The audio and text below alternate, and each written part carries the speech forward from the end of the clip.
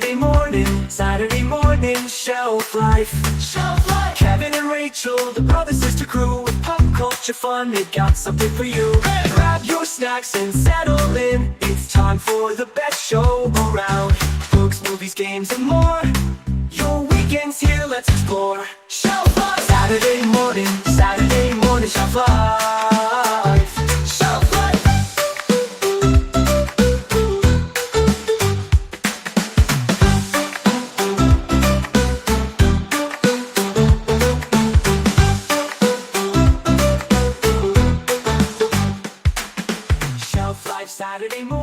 Saturday morning, Shelf Life. All right, sunscreen. Check. Bug repellent. Check. Quit! Don't spray it. Well, I mean, I'm ready for it. Trail mix. Check. Water And shoes. checks. Sorry. Go on. I'm trying to remember what the butler says in Vitamins, minerals. vitamins, minerals, Minerals. vitamins, minerals, fruits, vegetables, Postcards and shit. and shit. And industrial strength itching powder. Check. Oh, how are we supposed? Okay, good. Okay, I found it. I found got worried it. there for a second. Hey, boys and girls, you're here, which is good because the bus is leaving. It's time to go to Shelf Life Saturday morning. Saturday morning. Shelf Shelf Life Life. Camp. Woo! That's right, boys and girls. I am Kevin. And I'm Rachel. And this is Shelf Life, a podcast where a brother and sister team go through all things pop culture, no matter the genre or medium, to determine whether or not the subject at hand belongs on your shelf, be it digital or physical. And today, you heard us right. It's time for Shelf Life Saturday morning! Yay! Woo! Yeah! And as I do is love tradition, Shelf Life Saturday morning. Rachel does love Shelf Life Saturday morning. I don't even remember how we came up with the idea. I think it's because we just kept singing Shelf Life. Like if we had we just kept singing it. Shelf Life Saturday morning, Shelf Life. We just kept doing it. Yes. And then we were like, well, we have to use that for something. And we were like, well, we'll do the kids stuff that way. I guess that's how we came up with it. I think it's because we were recording on a Saturday morning once. We were just being Yeah, ass. I do. I think that's why. I think we were recording on a Saturday morning and it just became our thing. So Rachel, we're headed off to camp. I've got a granola bar for my Saturday morning Shelf Life granola here because that's easy. I know you've got to have your coffee with course. you. Yes, as I do. But because Rachel, because our theme for volume 8, folks, kids at home, we know. Oh, you heard it. I said volume 8. And that means that it is time for Shelf Life to go to camp. Rachel, what is up for contention to the shelf today? What fun games and shows are we going to be covering for the boys and girls at home? We're going to be watching for the second time. That's right. Boys and girls, we're bringing some friends back. We are. For this episode of Shelf Life Saturday morning. We're going to go hang out with Arthur and DW and their family for camp and vacation. We're going to be heading to camp with Kim Possible, and we're going to spend summer in Gravity Falls. Mm-hmm. Yeah, it's a pretty good lineup here. We're bringing some old friends back here with Arthur and Kim Possible. We're going to go to Camp Meadow Croak and Camp Wannaweep. It's like Meadow Croak. I forgot that's what it was That's the called. name of yeah. I guess that's why there's frogs. It makes sense now. And the long anticipated by Rachel, at the very least, introduction of Gravity Falls, Oregon. Yep. To the Shelf Life podcast. It's happening here. Oh, happening this is today. exciting. Only on the Shelf Life Saturday morning podcast episode. Folks at home, kids at home, if you have not watched and you want to go out and watch those episodes, we are going to be covering season 1, episode 7A of Arthur, the Aardvark, which is Arthur Goes to Camp. ARDVARK. Episode 15A of Arthur, which is Arthur's Family Vacation. I think if you go on Disney Plus, it's episode 2 or it's episode 3. I think it's episode 3 on Disney Plus of Kim Possible, which is it's not called Camp Wannaweep. It's called Sink or Swim. Yes. But it's about Camp Wannaweep. So Exactly. I kept calling it Camp Wannaweep. I always call it the Camp Wannaweep episode because I just know. And the first episode of Gravity Falls, which is called Tourist Trap. Tourist Trap. Yeah, so we have a full lineup here, Rachel, a very full lineup. So let's get started right away. What do you say, boys and girls? Oh, that sound means that it's time for a quick break. So go get your breakfast. Oh, yeah. Watch all the shows that you want we're covering. If that's kind of how you do it. If you watch before you listen, and then when we come back, we're gonna dive straight into the walkthroughs for Arthur Goes to Camp and Arthur's Family Vacation. Yay! Shelf Life Saturday morning. Saturday morning. Shelf Life. Saturday morning. Shelf Life. Juicy Juice. We're behind Arthur 100%. Of course, that's how we do everything. Juicy Juice. 100% juice. Funding for Arthur is provided by the Corporation for Public Broadcasting and viewers like you. The National Endowment for Children's Educational Television. And by the Arthur Vining Davis Foundations. And we're back, boys and girls, with our first walkthrough here at the Volume 8 Saturday Morning Shelf Life. Shelf Life Goes to Camp. Rachel, what are we going to start with today? Arthur Goes to Camp. That's right, Arthur is going to camp. The episode first aired on October 15th, 1996, written by Mark Brown. I didn't remember that this one was based on a book, because I didn't have this book. Okay. But it is based on a book. Mm-hmm. The Arthur Goes to Camp. Yeah, because when I was book. looking it up to watch it, there was somebody who read the book on YouTube or something. They have the book read out, and you can They're just reading it. Yeah, and you can see the pages and stuff. I'm like, oh. Anyways, it's fun. That's fun. Yeah, this one might be a little bit harder to find. At least it was for us, but that's why. Well, when we get to the conclusion, I'll make my statements. Mark Brown wrote the original. Roby Gorin adapted it. Storyboarded by Sylvain Pro2. There you go. So, Rachel, any remembrances of Arthur Goes to Camp? Do you remember this one at all? I feel like I vaguely remember this one. I know that he has gone to camp. I didn't remember him hating it. He'd have to. He was on for 20 damn years. Right, sure. I don't remember the things that happened in it. I almost remember the girls giggling a lot, which is weird, but of course I would. It came flooding back to me as I watched it. Mm-hmm. I remember oh yes, of course. Yes, right. I remember these things. I kept remembering. Your brain is going to get this mixed in with Camp Krusty a little bit, for me. Mm-hmm. So I kept remembering I thought more things go wrong for them at the camp, the camp starts falling apart or whatever. Yeah, other than that though, I did not remember everything about it. God, now you have the Camp Krusty song in my head. Hail to the Camp Krusty. Yeah. It's stuck in my head. That's a great one. I think we can probably just get right into it. This is Arthur Goes to Camp. The 7th episode of Arthur, 7A episode of Arthur.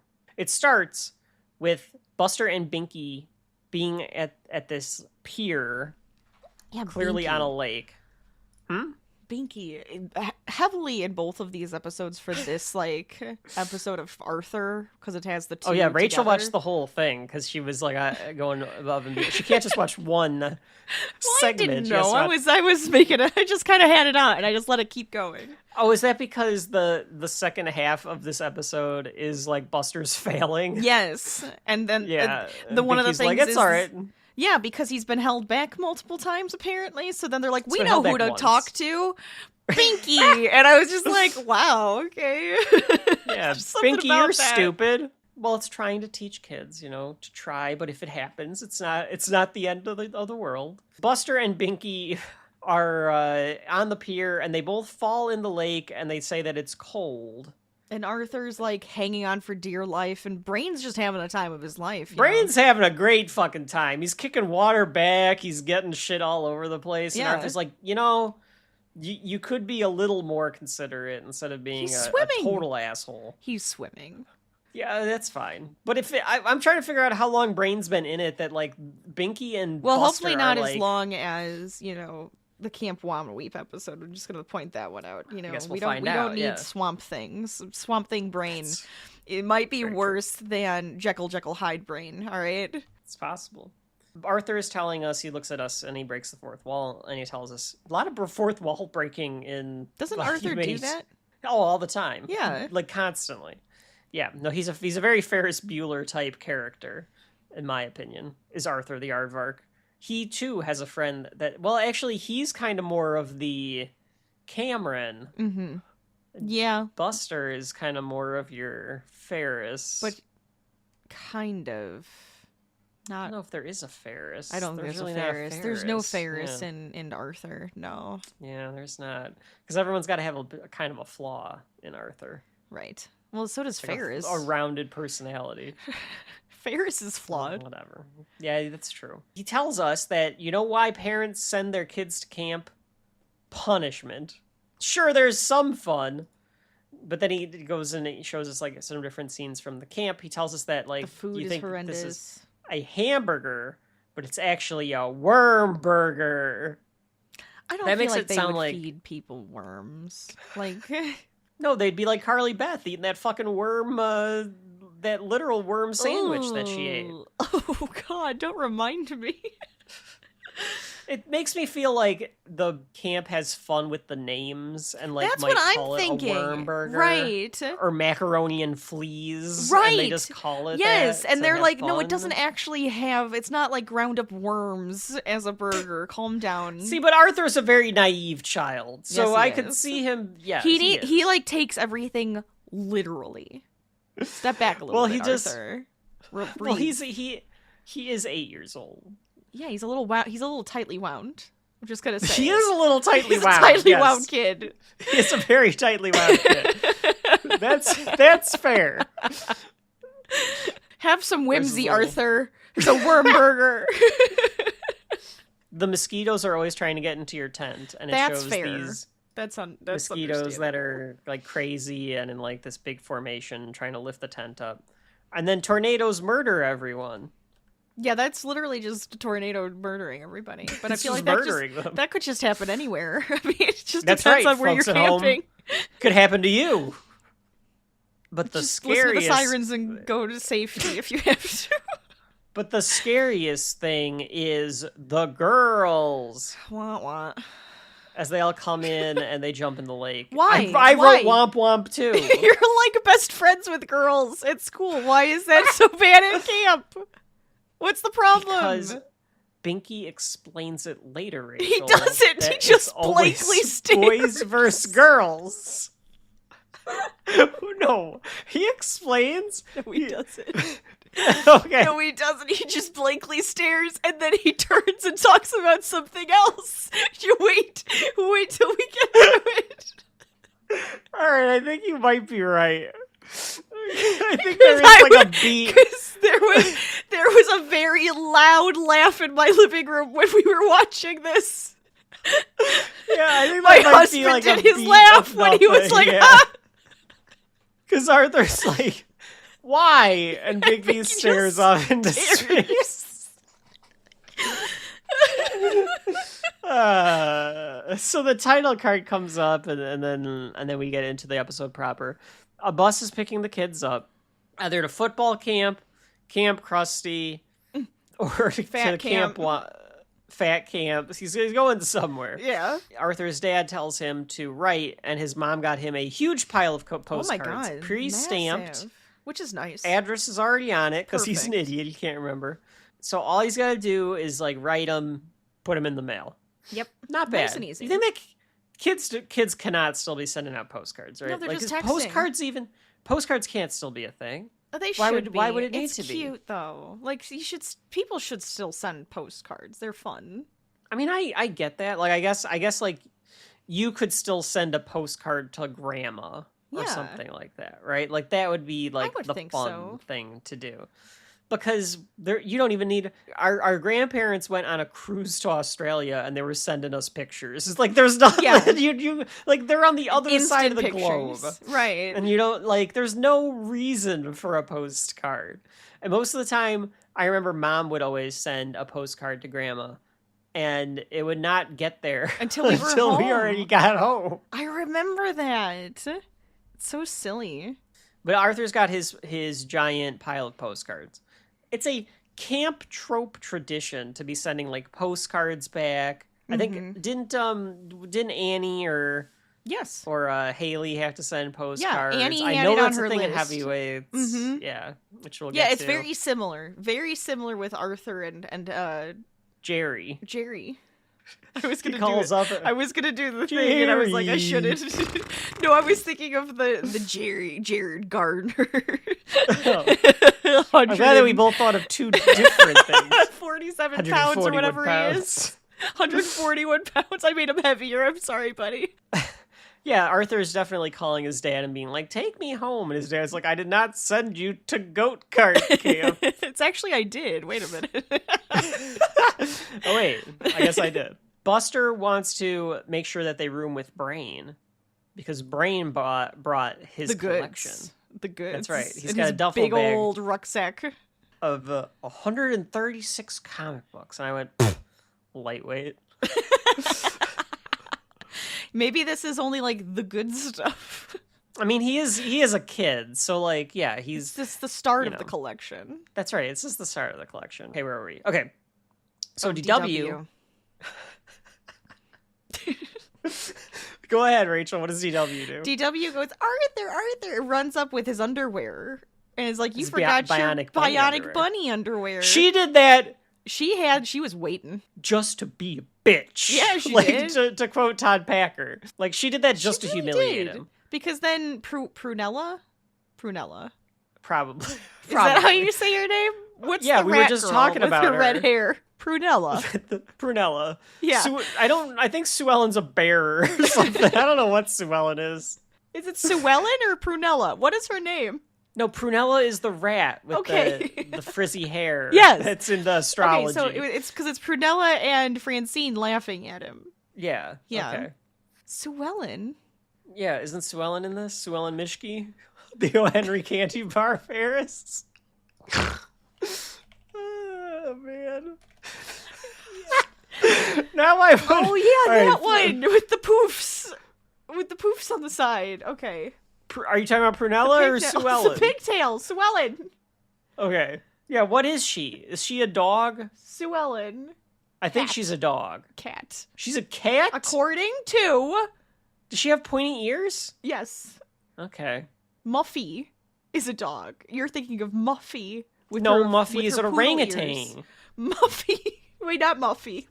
You're talking what's about the girl with the ears? the poet. You're talking about the poet.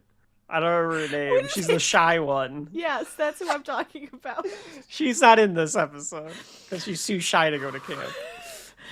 Oh man.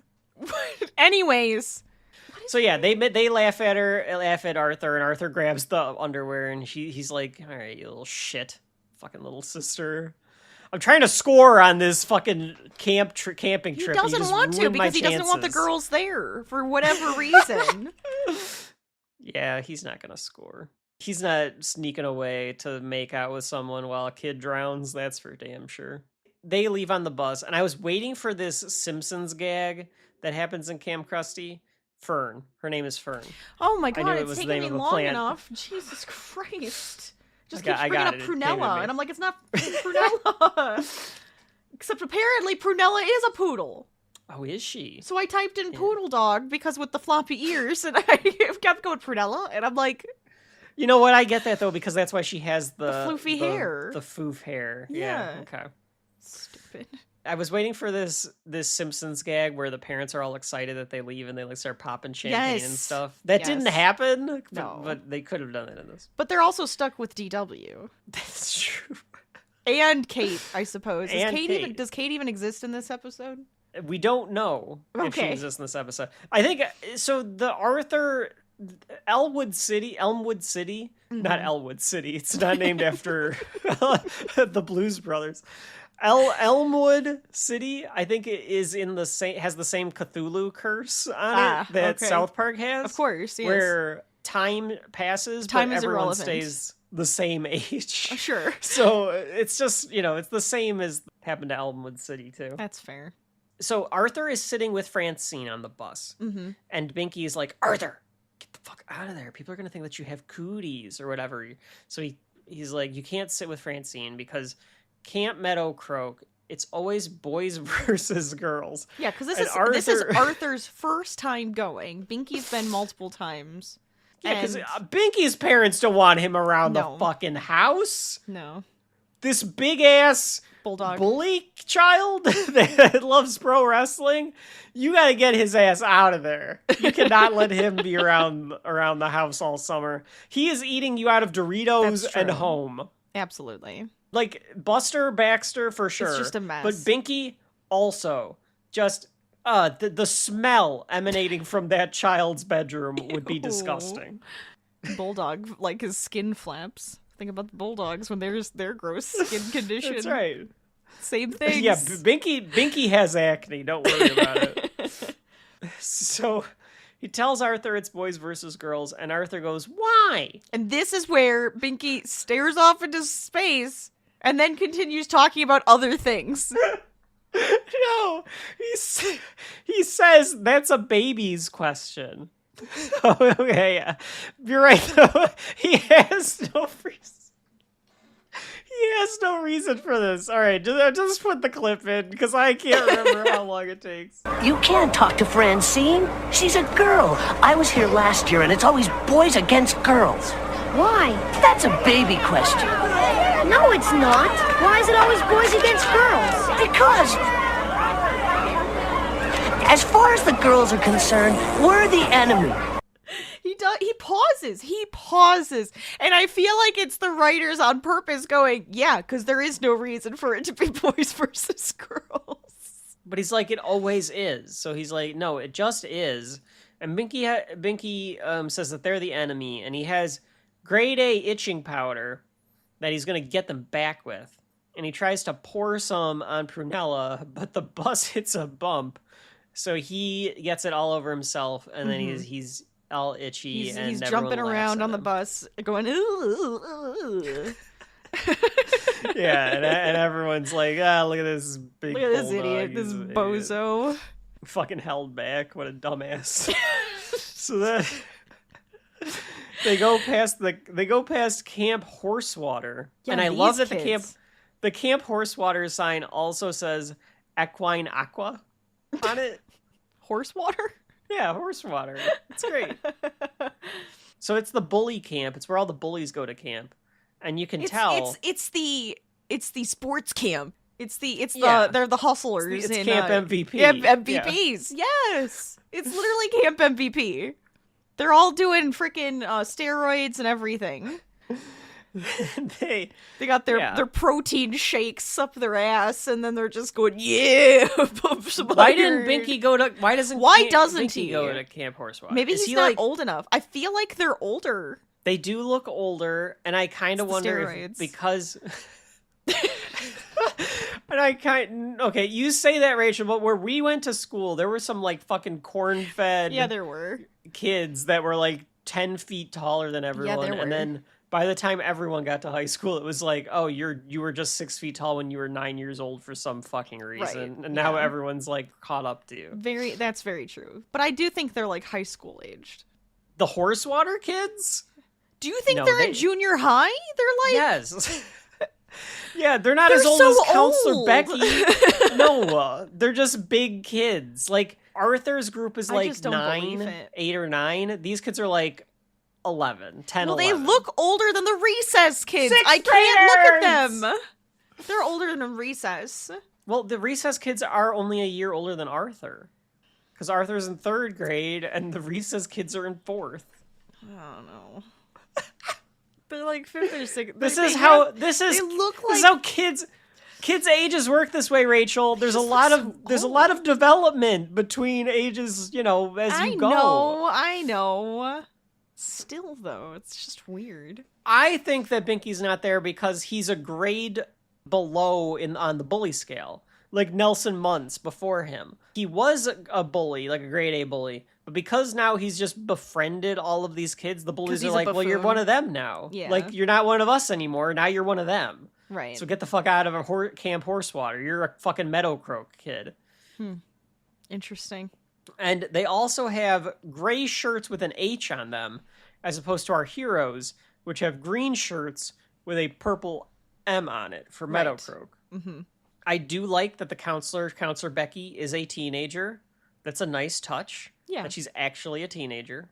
She looks like DW is a teenager. Like grown-up DW. Well, that goes back to the whole the Cthulhu curse. Is it just like this is a time loop and it is DW older, but she That's what actually I'm is the saying. counselor for Arthur? Yeah. This is just, they're just stuck in a time God. loop. Arthur, we have to do something about the time! So she explains that they do a scavenger hunt against Camp Horsewater each year. And Arthur's And even like, Arthur, neat. ooh, a scavenger hunt. Like And Beaky's like, no, shut up. We're gonna lose. yeah, don't even fucking bother, man. We've lost 3 years straight, which is not that many years in a row. He should have said like, Camp Meadowcroaks never won, or Yeah, something like that. right. Like 3 years straight. Like I get that it's for kids, so like 3 years, that's like 75% of my life. But 3 years is not that much. Like they won recently. Mm-hmm. He could have said that they were undefeated. Yeah, something. Well, yeah, they could have been teaching the kids what the meaning of the word undefeated is, or something like that. That would have been good. Scavenger hunts, Rachel, always a fun thing to do. Yeah, we used to do those at sleepovers. Yes, you girls would do those at the And it was sleepovers. so annoying because it was this whole production. We would probably drive the entire neighborhood nuts because I it assume. was a scavenger hunt, so you'd go to random houses and ask if That's they right. had anything on the list. And usually it was something silly, like a rubber band, you know? So people were like, yeah, sure, have fun, kids. But it was like, we would go to random houses and just be like, hey, do you have a screw? And then It is a what they wonder would that give none of you were abducted and murdered. We were in groups. There was buddy systems. It was a buddy system. Yeah, it's fine. It's And a buddy most of the time it was system. like, oh, we're going to go to our neighbor so-and-so's house because they'll have like a bunch of these things. I've done scavenger because of our mother, of course. I've had to do a scavenger hunt or two with mom and Oh, the like the aunts big because ones. because mom has signed up. Here's what'll happen. Well, I had to do one Because- too. And ours was fun. Took us to really silly places. Oh, that's right. You did it with her too that one time. Because mom will sign up for these fucking scavenger hunts with the ants. It'll be in my city because it just has more stuff in it. Sure. So then they'll be like, we can't find this stuff. Come help us. So then I have to go over to where the scavenger hunt is. Yeah, he gets roped in. It's not like he was like already going to do it with them. He gets No, like I've been roped in multiple times This is to true. do this. This is true. So, okay, Rachel, Muffy coming in like fucking Annie James Oh my god, here. I said the same thing. this fucking limo. I'm surprised she wasn't even wearing the outfit. I really just wanted her in the same outfit and everything. So bad. Well, this predates it because this I is know, from a of couple course. years before. Yes. And she's just like, I was getting my hair done, even though it's just in braids. Fucking Muffy. And then she puts on So, a fur coat, and then her dad says, where can I put her air conditioner? And I'm just like, good lord, woman. Well, she needs a fur coat because for a chilly evening. Of you see. course, yes. So I mean, she's got. And then if the air conditioner conditioner is just too chilly, then she can just put on her coat. That's right. Muffy's coming to glam. She's glamping. Mm-hmm. Honestly, I would have loved to have seen the girl's tent, and it was would have been pretty glamped out sweet. because Yeah. of her. That would have Yes. been really cute. That'd have been a good juxtaposition then, where like Yes. the boys' camp is just like bunk dirt beds and bunk or- beds. Yeah, and then Yeah, there's and they're all just like reading this comic books, and they've got Persian like rug. a TV. Yeah, There's a chandelier. Like, Yeah. I want that. Pillows that could have been a good everywhere, and they're gag. having like a big pillow fight. That would Yeah. be cute. of course, a pillow. Of fight, course. yeah. Because that's what girls like to do. That's what pillow girls do. fights They in their have pillow underwear. fights. See, like that's why we need teenage Arthur. We need to reboot kids at home. See if you can get on like a teenage Arthur. I would really love. Where like would be they go really back funny. to Camp Meadowcroak or something. There's like another camp, and then like Binky's like, "No, don't you understand? The girls are having like fucking underwear pillow fights. We got to get in there." And then He's and such a they peeper. imagine all Binky this. is such a peeper. Yeah, 100%. And instead the girls Binky's are just sitting there peeping. reading comic books to each other. Yeah. Well, if we made it more modern day, Or they'd be, like, like all romance doing books? TikTok dances, and Oh, shit that like too. that. I was thinking that they would be like giggling at the romance book or something that somebody Yeah. snuck in. That all would be a good idea. I like all of that. But the boys, why are they in tents and not in cabins? Well, so it's How weird. cheap is Camp Meadowcroak? It's really weird because it's like a mixture because they are wooden built bunk beds. But it's a tent on the dirt ground. Yes. But it's Yes. because they're animals, right? It has to be because they're animals. Yeah, that's why. Fuck them. That's why. I don't know. I don't know why it's not like cabins. I Yeah, guess it's because like it's very supposed to be like the strange. tent experience. I don't know. Are you supposed like? Do they make them like pitch the tent? Like, is They that must part have of to. the That's gimmick? gotta be like, it. you have to like almost the Boy kid, like, Scouts-ish. yeah, like your You're learning to beds survive. are just permanent structures, but you have to put the Learn how to put the tent up around it. It's very I was just like, that's an odd illustrative choice, It an is. animation choice to It not put them is. in cabins, Right. Like you would Like expect. I could even see where they are normally in cabins, but then they're like, okay, now for this part, for you the guys scavenger go, hunt, you go out to the woods, and then Yeah, you'll it's come like back and show us that you got everything. It's a whole 48-hour experience where yeah, you like have survive. to camp out in the woods. Survive the woods and scavenger hunt. Yeah. You have to Yeah. survive the woods for the scavenger love hunt. that. Like that's the headcanon I'm going with, Rachel. That this is just because it's part of the survivalist part of the scavenger Mm-hmm. hunt. The boys are all ready to pull pranks. Arthur's against it though. Oh, that's- He's like, no, why are we doing this? This is stupid. I don't. Like, I'm also it's not a just the prank girls. person. I think we talked about this in the other one too. I'm Yeah. just not a prank person, so Not a big it prank doesn't do person. anything for me. I'm just like, no, I'm good, thank you. Like, let's just Now- not. I think it's gross that they had to touch the boys' underwear, It's very gross. It is. but They- it's. I so- feel like it's just that's such a trope to put the underwear as the flag. It is a trope. It's a camp such a trope too. Yes, We've seen that on something else. I feel as though we've had that. Kids at home, remind us of what we've watched where the underwear was on the flagpole. Well, I don't think it was There the was something. underwear. It wasn't underwear on the. Was it flagpole. Recess? Maybe. There was Why? something with a flagpole I'm where telling someone ya. I'm someone telling was ya. on a flagpole. It had to be Recess. I can see Oh. it. Okay, because the flagpole, somebody got put on a flagpole. Someone's getting put on a flagpole, Rachel. In my head. What are they getting, like atomic wedgies on the flagpole? Yeah, posted up on the flagpole, and then it like happens again at the end. But it's like, Oh, now I can see that. Wait, is it 10 why? Things I Hate About You? It's like something. No. Oh my god, We need you guys to comment. We Every need to every remember. show, episode, movie that's camp we've watched underwear. way too much Out of stuff on flagpole. Shelf Life now. It's Yeah, Iron there's Man definitely 2. It's something- definitely Iron Man 2. Yeah, it probably was Iron Man 2. So anyway, Arthur's against this, but then the girls have somehow gotten into their tent when the Yes. boys weren't looking. Yeah. Grabbed As all you their say, underwear. Rachel, they trifled through all of the Gross. boys' underwear. Icky. Stinky, icky, no. It was clean. I'm sure You don't it was know. clean. It's boys. Yeah, there might have been a They're might have probably been a like, smear. how many times do you or wear two. them? You know, inside, outside. What is the stupid thing? Like you can wear it twice and then you turn it inside out and wear it twice again Yeah, or then something. you wear it again. It's disgusting. Well, but I mean, unless you've been sweating in them, It's so gross. Well, as a woman, you fun. have to change like all the time. I understand. And as a man, you should as well. But We the just have boys more. haven't We gotten- have more chemicals that happen. So That's right. Yeah. Well, I mean, boys can. At a certain age, boys can, Rachel. Gross. Can just be involuntary. icky. Well, I'm just talking about like normal, like just No, I know. I it know. bleaches everything. There. Now you get to know that. If you didn't know that, it does. It just bleaches everything. It's gross. Huh. There you go. You learned something today, kids. So the underwear's on the flagpole, and Arthur sees blood. Like, he sees red. He gets the DW stare. Yeah, he His does. fist is shaking. This is And war. he walks out to Francine, and he says he does a Bugs Bunny or a Daffy Duck. He goes, "This means war." He does. And he's He really does.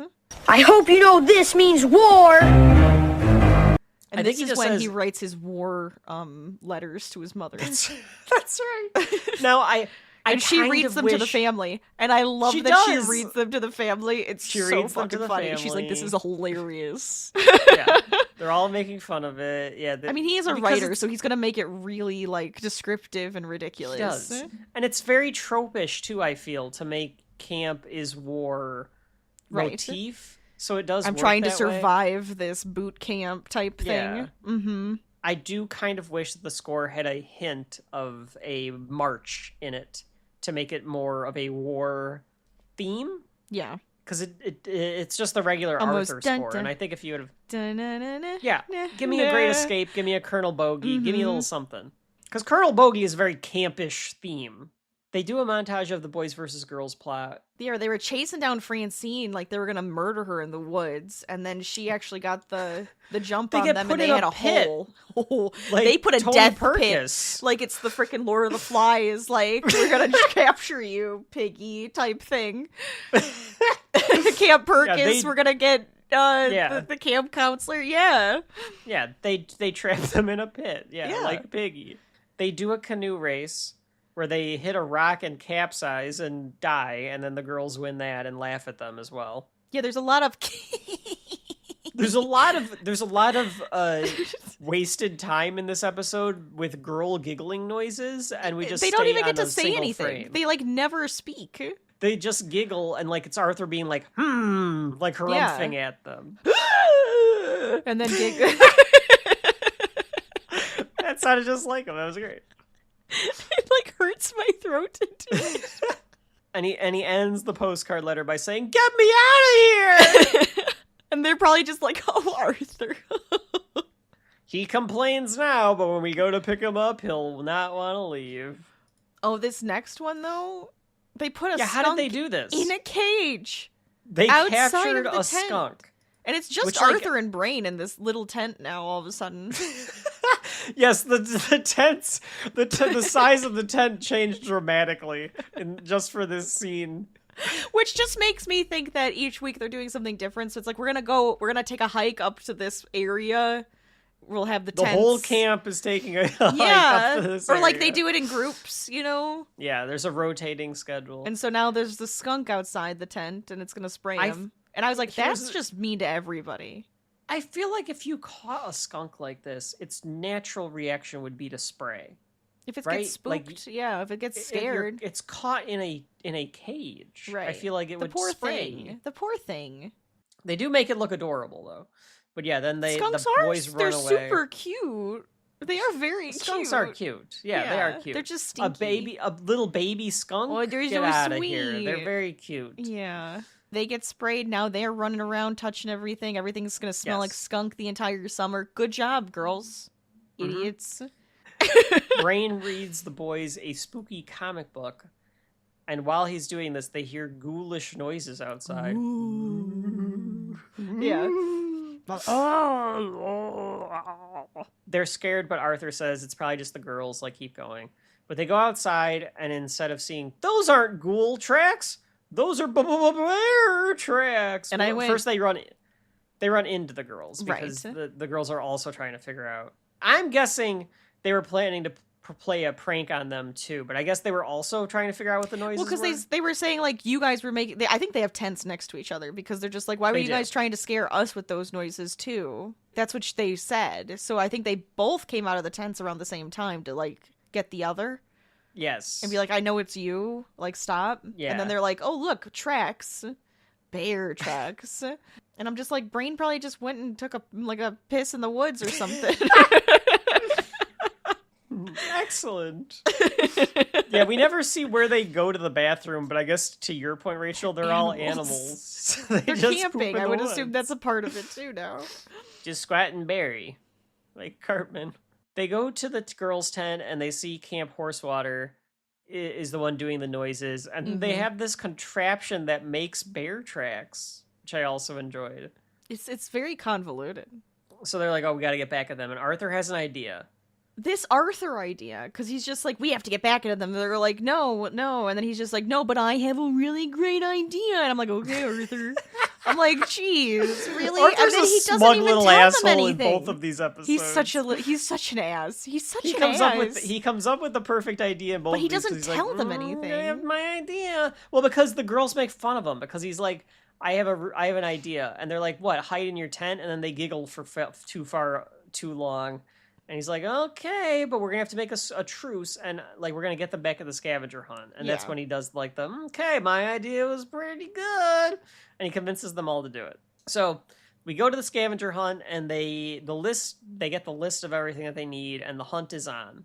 They act very poorly, trying to pretend to be scared of a bear. Oh, there's a bear. Oh, no. And then the other team's like, because they're like, yeah, it worked.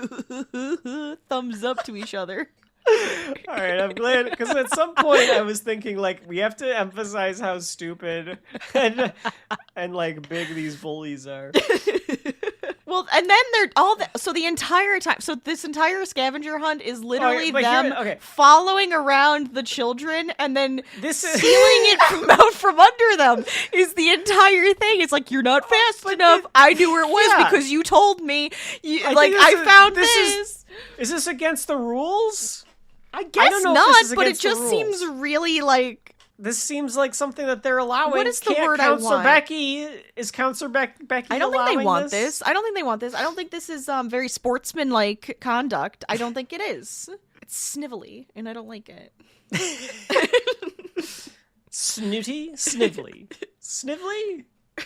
So yeah, this happens a couple of times because Horsewater steals a balloon from them. Brain and Prunella, they were going to get like sunglasses. And then fucking Sue Ellen hesitates to grab this frog, and then this Muppet dog, because he looks like he does. Fucking, he looks what's weirder. His, Rolf from the Muppets. He does. Oh yeah, he just like jumps out, like he like jumps in. He just fucking like body slams his frog, grabs it, and runs. Like I was like, Jesus. So they have absolutely nothing, but Arthur's like, don't worry about it. This is all part of the plan. It's all part of the plan. It's close enough to night, so it's time to enact his wonderful plan. Mm-hmm. So Horsewater has a sack of shit. I assume including this frog. And they hear a ghoulish noise. And the Meadow Crow kids are running away from a bear. Now, the Horsewater kids are obviously stupid. But you would think that they'd be like, oh, wait, like, are they just scared because of what we did to them? Right. But they get scared. Clearly Brain, because it's Brain's green pants and shoes. It's loafers. clearly Brain, because he's a bear. Yeah, so they're not lying. There is a bear chasing them. They're not lying. That's true. But is it an anthropomorphic bear or a real bear? Well, he puts on a fur coat, so... He puts on Muffy's fur coat, he's making zombie noises, and he emerges from the bushes. Roar, roar. And they climb up a tree. So dumb. And to avoid Brain, and the kids are like, throw something at the bear to get him to leave, and they throw all their scavenger hunt stuff including at a balloon. What the hell's a balloon gonna do? I didn't think about that, but yes, they threw I guess a balloon if he at him. pops it and chokes on it, but I don't know what you want from me. It's like... So the frog hops out of the bag also and hops on Brain's head, and then Brain runs through the finish line, and they're like, we "Whoa, did there's it. something We actually seems really odd about that bear." Like, something seems odd about that a bear. little fishy, and it's like, So the kids win, but wait, they're missing one thing: a postcard. And Arthur's like, wait, and he I have a digs through stack his of them. filthy little kid pockets and finds it, and they celebrate. Meadow Croak, we're number one. We're number one. So then Arthur sends back another postcard saying that camp is great. I can't wait to come back next year. So he's learned to love camp Right. through his experiences here, Rachel. Now, I've heard camp sucks, but I could be wrong. I'm sure it does. I'm sure it's a shitty experience. You want to say that like what the Camp Horsewater kids did was unsportsman. Wouldn't you say that the Meadowcroak kids also being slightly like this is almost Yes. a cheat? I mean, cheating yes, at this. they're both doing unsportsmanlike things. Absolutely. The lesson here is if the other side is being unsportsmanlike, then you get to also be a you- scumbag. eye for an eye. An eye It's for an kind of- eye. That is kind of what this is. It's kind of bad. That's kind of what's happening here. kind of icky. You don't want to drop yourself to their level. Just prove that you're better. Arthur and DW, I know you guys have your podcast. Please come on and defend the kids' Can we actions here. contact them? Can we contact them and see if we can do like a I collab mean, I with kind Arthur of and wish DW? that we could. I think that we swear too much No, for I their think we could, collaboration. but we could tone it down.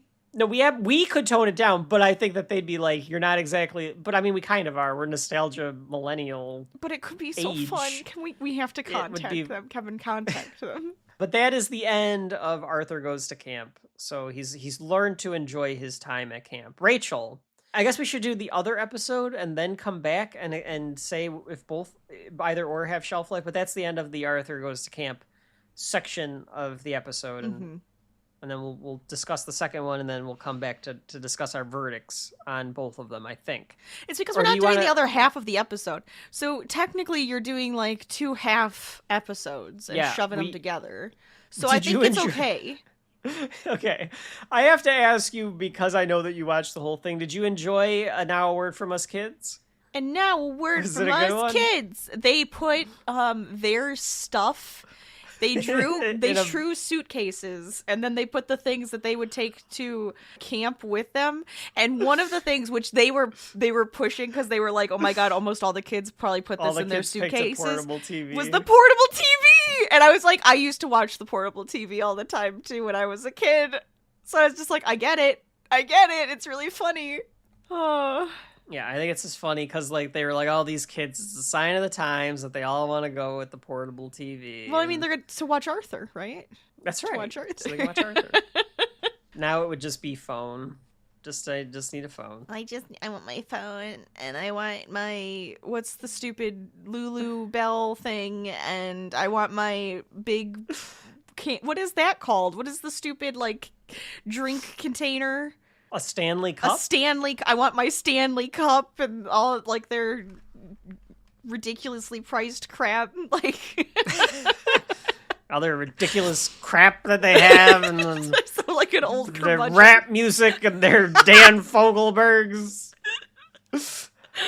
That was the most old man yells at cloud that you've gotten in a But that's while. what it would be. It's like, bring a book, bring like stuff to make friendship bracelets. Do Maybe something they will be. cute. I just You don't want. know. I want kids to Maybe be you should become a kids. camp counselor, Rachel, and see what they Maybe bring. I should, but I would hate it. Yeah, you would Freaking hate it. kids, gross kids. Frickin' kids. So we're gonna stick with the summer theme here. Yes. Because the sequel to this episode, in my opinion, is the next episode that we watched of Arthur, which is Arthur's Family Vacation. The whole reason that it's the sequel, and Rachel, please explain what happens in Arthur's Family Vacation. Oh, okay. So Arthur is not allowed to go to camp. They're going on vacation. He's not allowed to go to camp. Here's he my wants problem. to. Here's my problem with the entire concept of that, right? Okay. How long is their vacation? It's like a week, probably, right? Like a normal family vacation. Typical. How long is the camp? Right. Is the camp only like 2 weeks? then- Because then I get it. Right. But if the camp is like a month or 6 weeks or something like that. Couldn't they have Why scheduled can't he it just around it? right? And or he just doesn't go to camp the first week and then he shows up for the rest of camp. Maybe you're not allowed to do that. Maybe. I feel don't like know. as long as you're paying, they don't care. That's also true. So Arthur's not allowed to go to camp because they're going on a family vacation to the beach, and everything goes wrong. Yes, and nothing could possibly go wrong. Possibly go wrong. Possibly go wrong. It's the first thing that's ever gone wrong. So this is the 15th A episode of Arthur. Mm-hmm. And it debuted on October 25th, 1996. That's right, Rachel. 1 whole week after the last episode aired, this episode That's aired. so funny.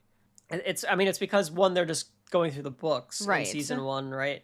And then the other reason is a lot of animated shows do this, where it'll just be like, no, we just made all 40 fucking episodes, and they're just going to dump them on there, and they're going to show them in syndication for till the end of time. Mm-hmm.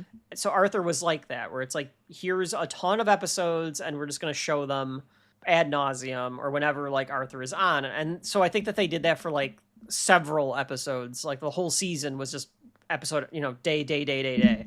And then I think Gravity Falls was similar. I think the first like 10 episodes or something like that was like every day or every week there was an episode. It was like, I think it was a weekly thing, but there's also there's like a all huge that gap or something. Yeah, This one was also based on a book. I know that because somewhere in Mom and Dad's house is this book, because I definitely bought this one or had it from the Scholastic Book probably Club. in your football locker that you used to have. It might be in the football locker. I remember you having all of the Arthurs and some of your old comic books and stuff. Might in be there. because I still have the old comic books in there. Some of those comic books are very good. Folks at home will get to them one day when we get to a comic book that like the Turtles or something that I had in there. We'll talk about how I ruined all of the comic books on accident, because yeah, the Arthur books are somewhere in there. This was one of my favorite Arthur books growing up. I really liked this one because I thought that it had a nice sense of satirical edge to it with the humor about going on a family vacation. Stuff like the size of the pool and the hotel being crappy or getting stuck in traffic. That always was something that to me stood out. I don't know. Did you remember this, Rachel? I know you did. Because you went, that damn shark. It's the shark. The second that I showed remembered the shark.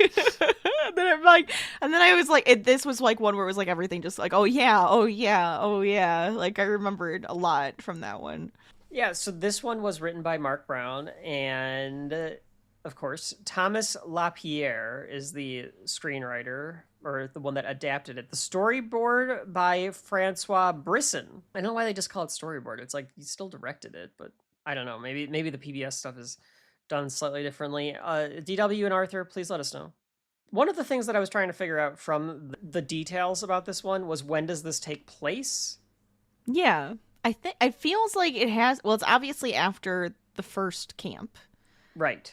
And I'm wondering, is it a year later? Is it a couple years later? This says this story takes place shortly after the events of Arthur Goes to Camp, which also takes place before Arthur starts the 3rd grade. In the book, the story starts out on Arthur's last day of school in 3rd grade, and then they go on vacation. I'm going to say it's the year after the camp one then. Because all that camp stuff is so fresh, and he's just like, I can't wait to go next year. And it's like, no, we're actually going on vacation, so you're not going. Plus, you were like bitching about it so much, and we had to sign you up before you left. Yeah, you could headcanon it that way. That's how I think about it. So let's get right into it. This is Arthur's Family Vacation, 15th A episode of Arthur. He couldn't wait to get to camp this year, is what he tells us. He's going to win the river race. And Rachel astutely pointed out that for some reason... They look so big. They look like teenagers. Yeah, there's something about them that does look larger. I hypothesized that it was because this is his... It's like him pretending he's Bionic Bunny or whatever. Yeah. There is some weird animation, though, in this. The way that they're drawn. Yeah, there's something weird. But he thinks that him and Buster can win the river race. They go through some rough terrain, and then a giant DW, which is a terrifying sight, mind you, Rachel. Yeah. The attack of the 50-foot woman, but it's the 50-foot DW. The 50-foot DW steps on their canoe, and he's brought back from his daydreaming and she's jumping on his bed, destroying his camp pamphlet, saying, "Guess what, Arthur? You can't go to camp this year because we're going on vacation, so you can't go to camp. Fuck you, you little shit. Crush your dreams." So she's excited that they're going on vacation, Well, of but she's course. more excited that Arthur doesn't get to do what he wants to do. Or maybe she's just excited that he's coming with her because she actually likes her brother, but shows it in a weird way. No, I don't know. These two do not get along in the way that They like really you and I don't. get along. They really don't, though. Like you and I fight all the time. Yeah, because you're an but- ass. And you were DW. I was But- never DW. I was never You were never DW. this bad. But like DW and Arthur are always in some sort of antagonistic They always. relationship. Yeah. They don't like play with each other. that No, much. that's true. The title card comes up, and when we come back, Buster is packing for camp, and they're Arthur's talking about hanging how out, yeah. Arthur's hanging out at Buster's apartment. Buster, of course, is like not able to pack everything, and he says that they're going to try to find a way to fix it so that Arthur can go to camp. And Arthur's like, "I'm just going to be so bored on this stupid family vacation." And Buster remembers, "Oh yes, bored." And Arthur's like, "Oh, did you think of an idea?" And he's like, "No, I gotta grab my skateboard." What's Buster gonna do with a skateboard in like the I woods don't know. that we saw? I don't know. I guess he would just be like in the parking lot, but even then I feel like it's just gonna be all gravel. Like you're just gonna Yeah, hurt I yourself. guarantee you it's a gravel parking lot. It's Yeah, he's not stupid. doing anything with this skateboard. No. It's just so he can try to get chicks. Yeah, Buster Buster's is gonna getting try to chicks. hook up with some chick. He's a because he's rabbit. like, Of course he is. You're right, of course he is. The rabbits are all horny in Arthur. Look Pick up some cool. chick. He's gonna stand there with a skateboard. Like, whatever.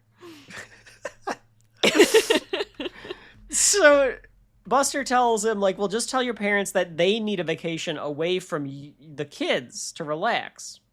It cuts to, in the mid-sentence, Arthur is telling his dad about this, and the dad, like, figures out exactly what he's doing, and he's like, "Oh, yeah, okay, so the two of us are gonna go on vacation. What are you kids gonna do?" Now, the funny part about this, Rachel, This is great.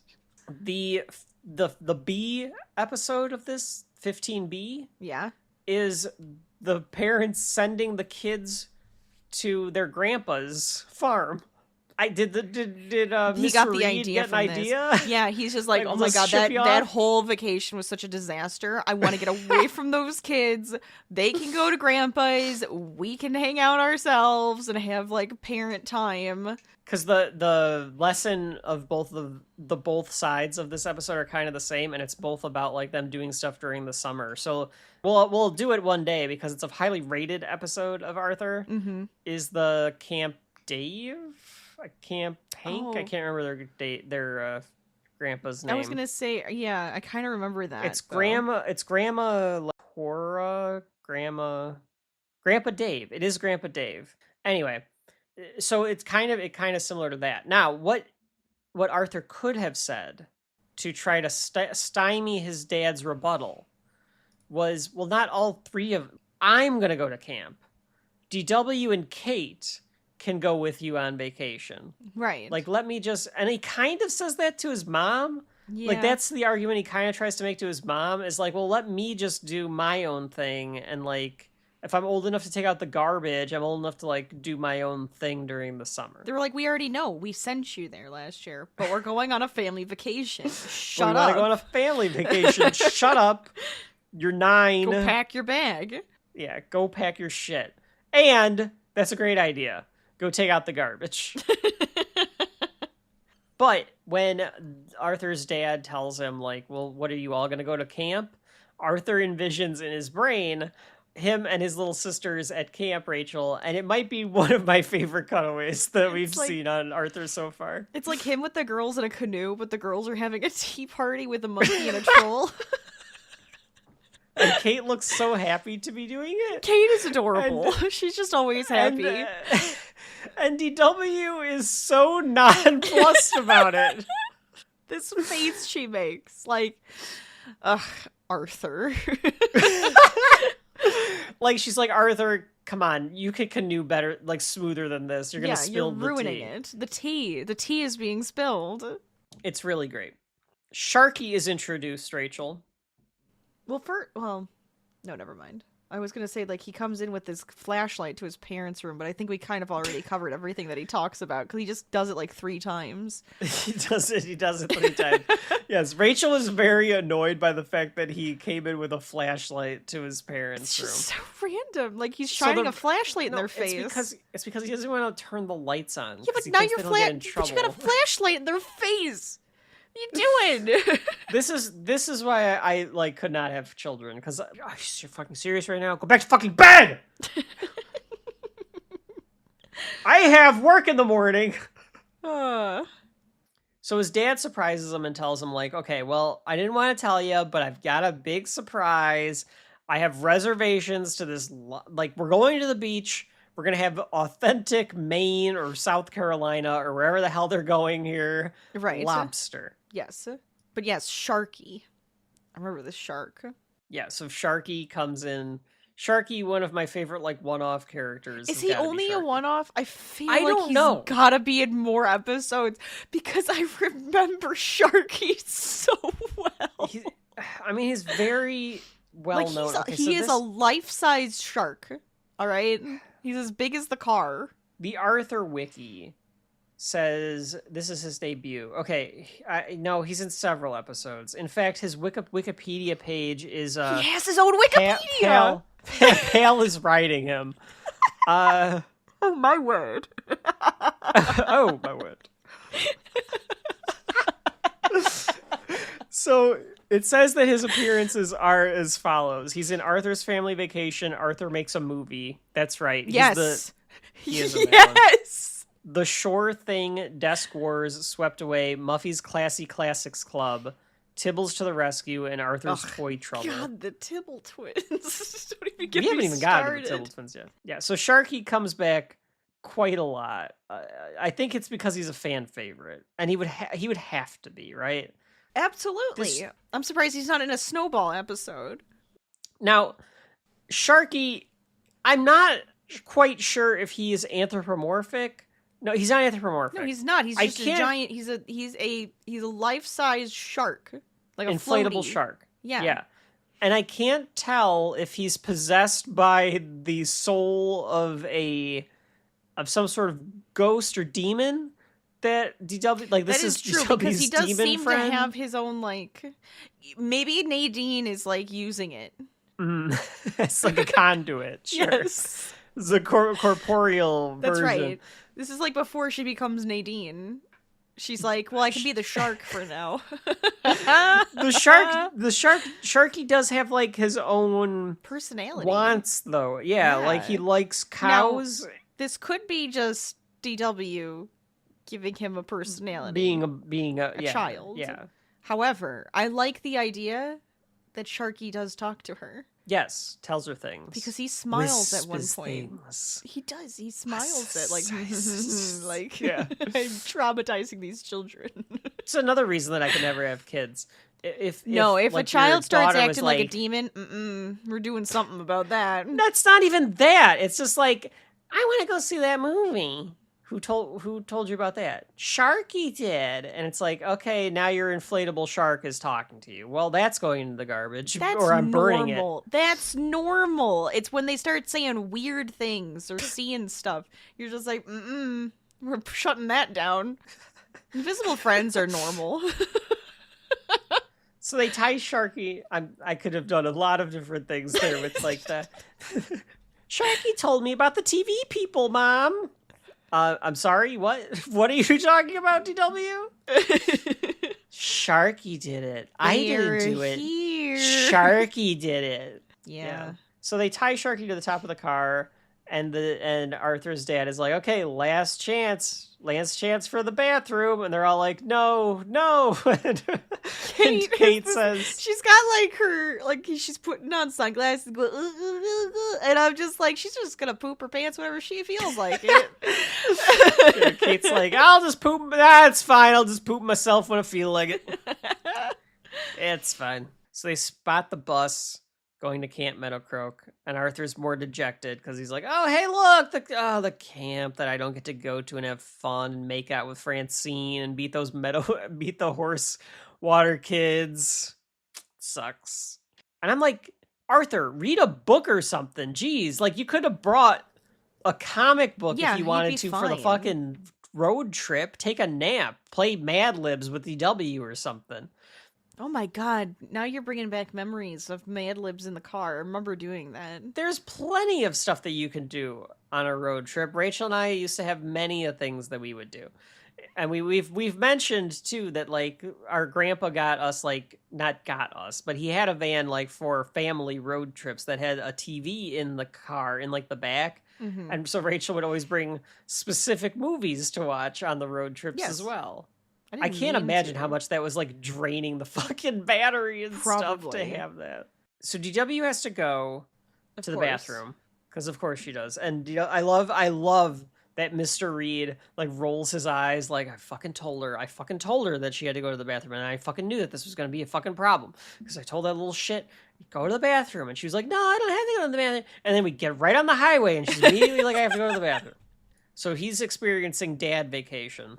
So he's sitting there waiting for him. He's like, okay, great. Anyone else have to go to the fucking bathroom? These soul-crushing family members? Yep.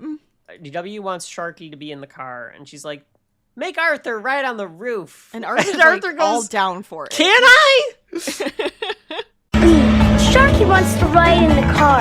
But there isn't any room, honey. Make Arthur ride on the roof. Can I? Sharky's fine right where he is. You'll be playing with him on the beach before you know it. I mean, that would be an experience, Rachel, to Absolutely. ride on the roof. Of course it would. On the highway, going like 70 miles an hour. You need it. You need to have that experience. You do. You need to at least do it once, just to say you did. Yeah. You probably will only get to do it once, because you'll probably roll off and die. That's so right. there is also that. Yeah.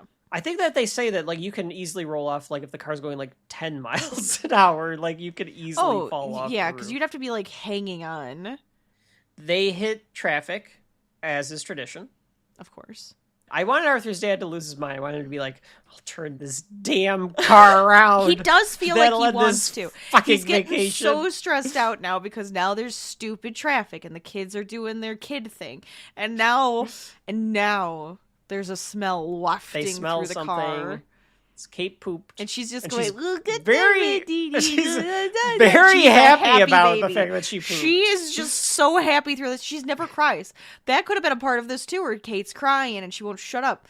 But no, Kate is the happiest baby ever. She doesn't poops her care. pants, makes everybody like have to smell it. She thinks it's funny.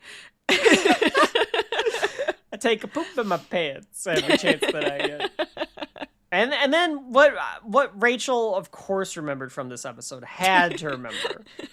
What does DW do? I remember this so vividly. She opens the window, puts her head out, and goes, gas chamber. What's that awful smell? Did we run over a skunk? Gas chamber!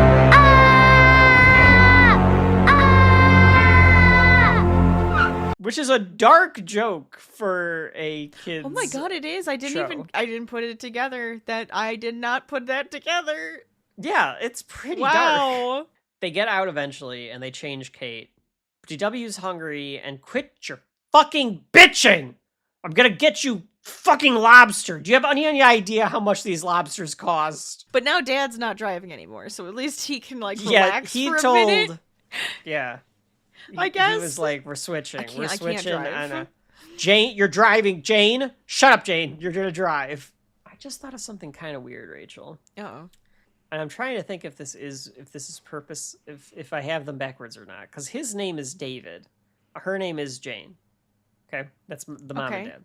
But Grandpa Dave, I thought, was her dad. Do we know who her parents are? Or do we only have the one set of grandparents? No, they're two different ones. Like I thought, I always like the thought mom it was versus. I thought the curly mom was the mom and her dad. Dad. Okay, hang on. Let me see here. I'm looking at Jane Reed's Wikipedia page. Dave is her father. Yes. and David Reed is her husband. So she married someone with the same name as her dad? I guess. Yeah. It's kind of bizarre, right? It's a common name. I don't like that, though. I don't like it. But Arthur wants a burger. They stop at a road diner. Rachel, at this point, because we watched this one together, Rachel was like, they're never going to get to this fucking hotel. No, I was like, it's gonna be so late. It's gonna be obnoxious because they're gonna have to sign in late or check in late. It's just gonna be And they can't have gone that far away from Elmwood City, right? Because I don't think so. you're not going that far of a road trip with a baby. No, Like, I think maybe you like can. a few hours. You could. You think so? Yeah, like I would imagine.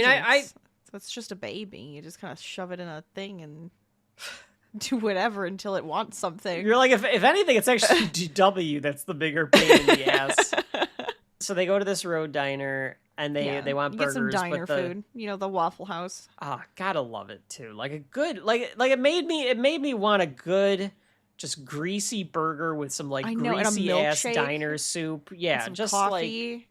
And I'm just Shit like, your yeah, that's pants it. right after. Like, that's just beautiful. Some pie. But the last burgers went to these bikers instead, and they Do you think this is they the don't have any more same- burgers. Do you think this is the same diner that Friday the 13th counselor goes to? Yes, I do actually. Yes, that's where they're at. They passed through Yeah. Crystal Lake, Yeah. New Jersey, to get to the beach. I think yeah, that's what it 100%. That'd have been a nice little like Easter egg if Steve was just at the counter with, Oh my and then like the God. diner lady was there. Rachel's favorite character. Amazing. My favorite character. Hey folks. Oh, Camp Crystal Lake, huh? Well, then Camp Meadowcroak would have just been a rebranded version of Camp Crystal Lake. Exactly. So, like, after all the murders, they reopened as Camp Crystal or Camp Meadowcroak. That's exactly what it is. Wow, we're going to Camp Blood, Arthur. But I guess Brain will like they could have. We'll get to my thoughts on the camp episode. I think that they could have done a lot more with it than what they did. Yeah, it was kind of just there. They're like, well, what do you have if you don't have burgers? Yeah, because they're out of burgers because there's the biker people took all the burgers. And the waitress is like, well, you can have the chef's surprise. And Mom is like, oh, we well, love surprises are surprises. fun. And I No. said, no. You didn't even ask, what is the chef's surprise? What is the soup du jour? All you had to do was say, give us some sandwiches, or the soup of the day, as you're saying. That sounds good. I'll have that. Or you can go with like, well, we either got the space soup or the space special. Oh my I'll have god, I the special. forgot about that. Wow. What did he have? He had the special. Change my order to the soup. Check. DW talks to the bikers about being lucky to draw on their arms. And And they just look looks like angry about that. Yeah. Like, I would have thought, like, he was like, oh yeah, like, showed it to her, or something. Yeah, I was expecting like a flex and like Yeah, like, it's you can got see, like, it Mom on moves or something. Yeah, yeah, one of It, those. like, dances. It's a hula girl. I don't know. Yeah, exactly. That's what I thought was gonna happen. And the surprise comes back, and it's a pile of gross. I It's think- just I don't know. two What do you think it colors is? of mash. It's a stew of some kind. Because I was like, is it like green mashed potatoes with gravy? I'm like trying to think of what it could be. It's because it's steaming. It's hot. Yeah, I think it's like leftovers. It's like leftover meatloaf or something like that. All right. I'm But not eating it. DW, being the little stinker that she is, she looks over and she's like, "But your burger looks really good." And then it cuts And then immediate to no It took me a minute. explanation. It took me a minute to figure out what happened here, Rachel, but I figured it out. There is no explanation, but one of the bikers gave DW Yes. a burger. Yeah, I know. And then the other family members had to like get candy bars They at all like a ate gas candy station. bars. Yeah. It's so ridiculous. There's no explanation as to why that biker gave the burger. I guess because they weird. had an extra burger, and they were like, "Well, the kid was friendly to me. He I wasn't like, guess. why do you have stuff on your arms?" It was more like, you get to draw on your arms. But before they can continue on the road trip, another tragedy befalls the family. This time, Sharky is Going in to the back of cows. some sort of cow He's bed going to the of farm. truck. Huh? Yes, he's Going yes, to the he's- farm. He's going to the farm. He's being sold upstate to become Part shark of meat. the pig, the animal farm. Yeah, he went to the slaughter. He's, oh look, honey, it's a never mind. Yeah, there's a shark with the cows, and they're like, "Did you tie it to the roof?" And I'm thinking they've already been on this trip for hours. The shark's been tied to the roof, Which is why he's sentient. Because he untied himself because he wants to hang out with these cows. Yeah, I think it's Nadine. Yeah, it's Captain Howdy or something here. Oh, howdy. DW insists on getting Sharky, and she freaks the fuck out. Yells. Starts This screaming is the point where I her would have bloody been like, murder. "Shut up." The parents are very patient with DW. So, Rachel would have gotten a this stiff, is like, a shut no. your mouth. Shut up. No. We're not getting him. He's with the cows now. I mean, if you could, He if you decided could wave to be down with the farmer, cows. sure. But like, Yeah, here's the thing, Dave Reed. You're on a highway. You can't, like, speed past and, like, wave to the farmer and be like, pull over.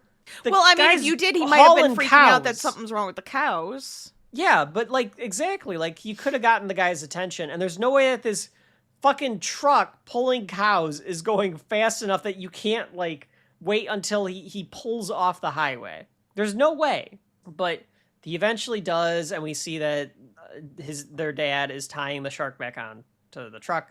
The farmer is like, way back there? That was hours ago. So they are completely off course now. Mm-hmm. They followed the guy that was. They did. It's the same trucker from Friday the 13th, probably, Rachel. Probably. He's like, you gotta get out of here. Leave. Don't go to that hotel. Yeah, you know what? Don't go there. That's a bad idea. I do love that DW has this very smug, satisfied look on her face that they got Sharky back, and Arthur's all annoyed about the fact that they, like, now have to go through way too much driving again. They do an Are we there yet? Because you have to, if you're little kids. I just wrote, listen, you little shits. It's been a very long trip, and you're not even the ones that have to fucking drive. Mm-hmm. Their mom tells them that don't worry about this. Like, you're going to have the beach, and your dad booked the family fun suite at the hotel. Right. And there's a pool, and there's going to be that lobster dinner. And so now the parents Arthur's are all doing excited. his... They envision a fun time. Mhm. Yeah. And the beach. Arthur's swimming in the pool. DW and Kate are playing at the beach. The parents are eating their lobster dinner. But we get there, Rachel, and what is the next problem? The hotel staff said you were late by, like, you know, a little while, so we gave it to another family. And all I was thinking was, I would have thrown a fit. I would have thrown a fit. Our mom? Are you Our kidding mom me? would have been like... Your check-in time goes from this to this. Are you kidding me right now? Maybe they came after the check-in time. The manager says they thought they were no-shows. Yeah. Whatever. Oh, our mom would have had a Ridiculous. fucking freak out. Would have, like... Yeah, but I mean, this was kind of like a weird motel anyways. They went to some shitty little motel, on the beach. This They weird didn't go to, like, a motel on real the hotel. beach. Mm-hmm. Mm-hmm. So all I keep Yeah, so thinking they is get that away with it's the going to be like that. It's like the weird hotel room from Goof Troop when the Goofy movie when they go on their little, like, Yeah. you know, it's at the waterbed.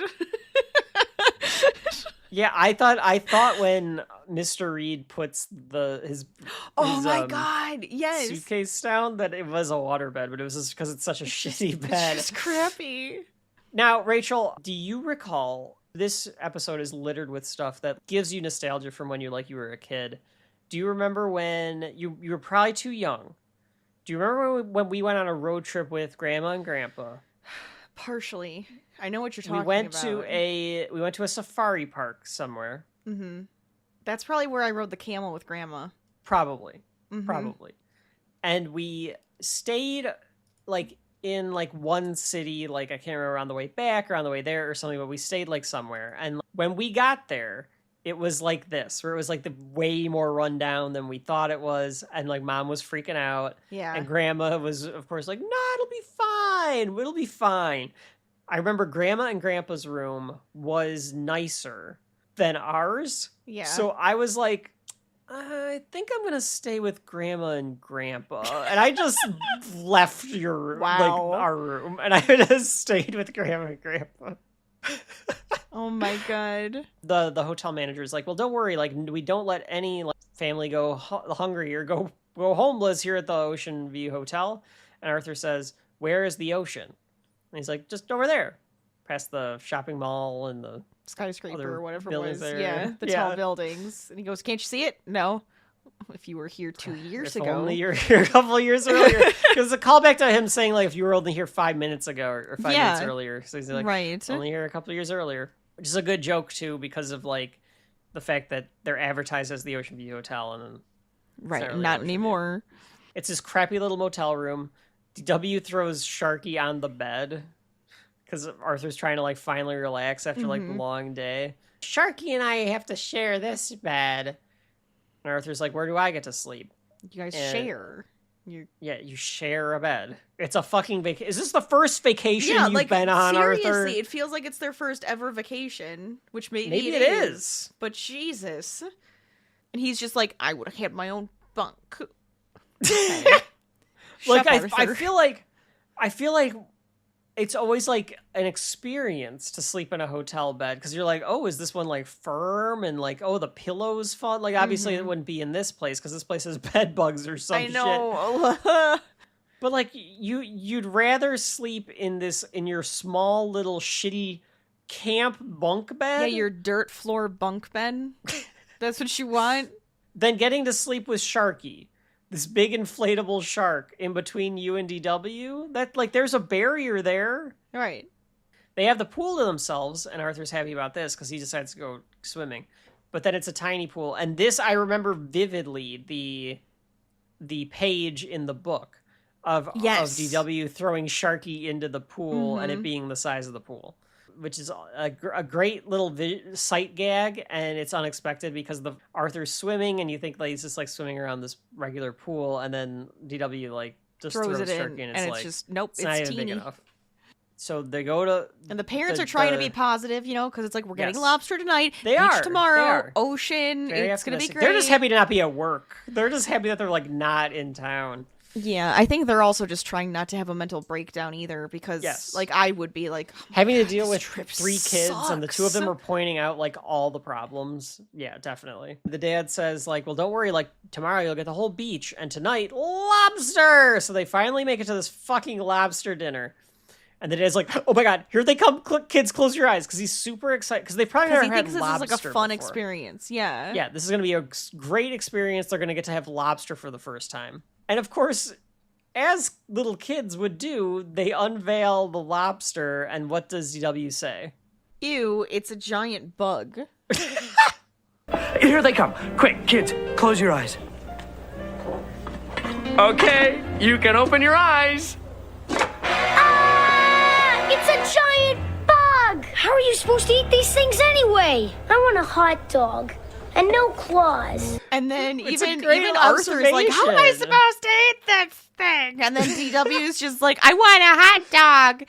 And this is when Mom snaps. Mom snaps and goes, you can get a hot dog tomorrow. You're eating your goddamn lobster. Because those lobsters aren't cheap. No. I wanted them to pan over to the dad being like super disappointed that the and he's kids just didn't like dipping the it in the lobster. butter and eating it like slowly. Yeah, just like, man, yeah.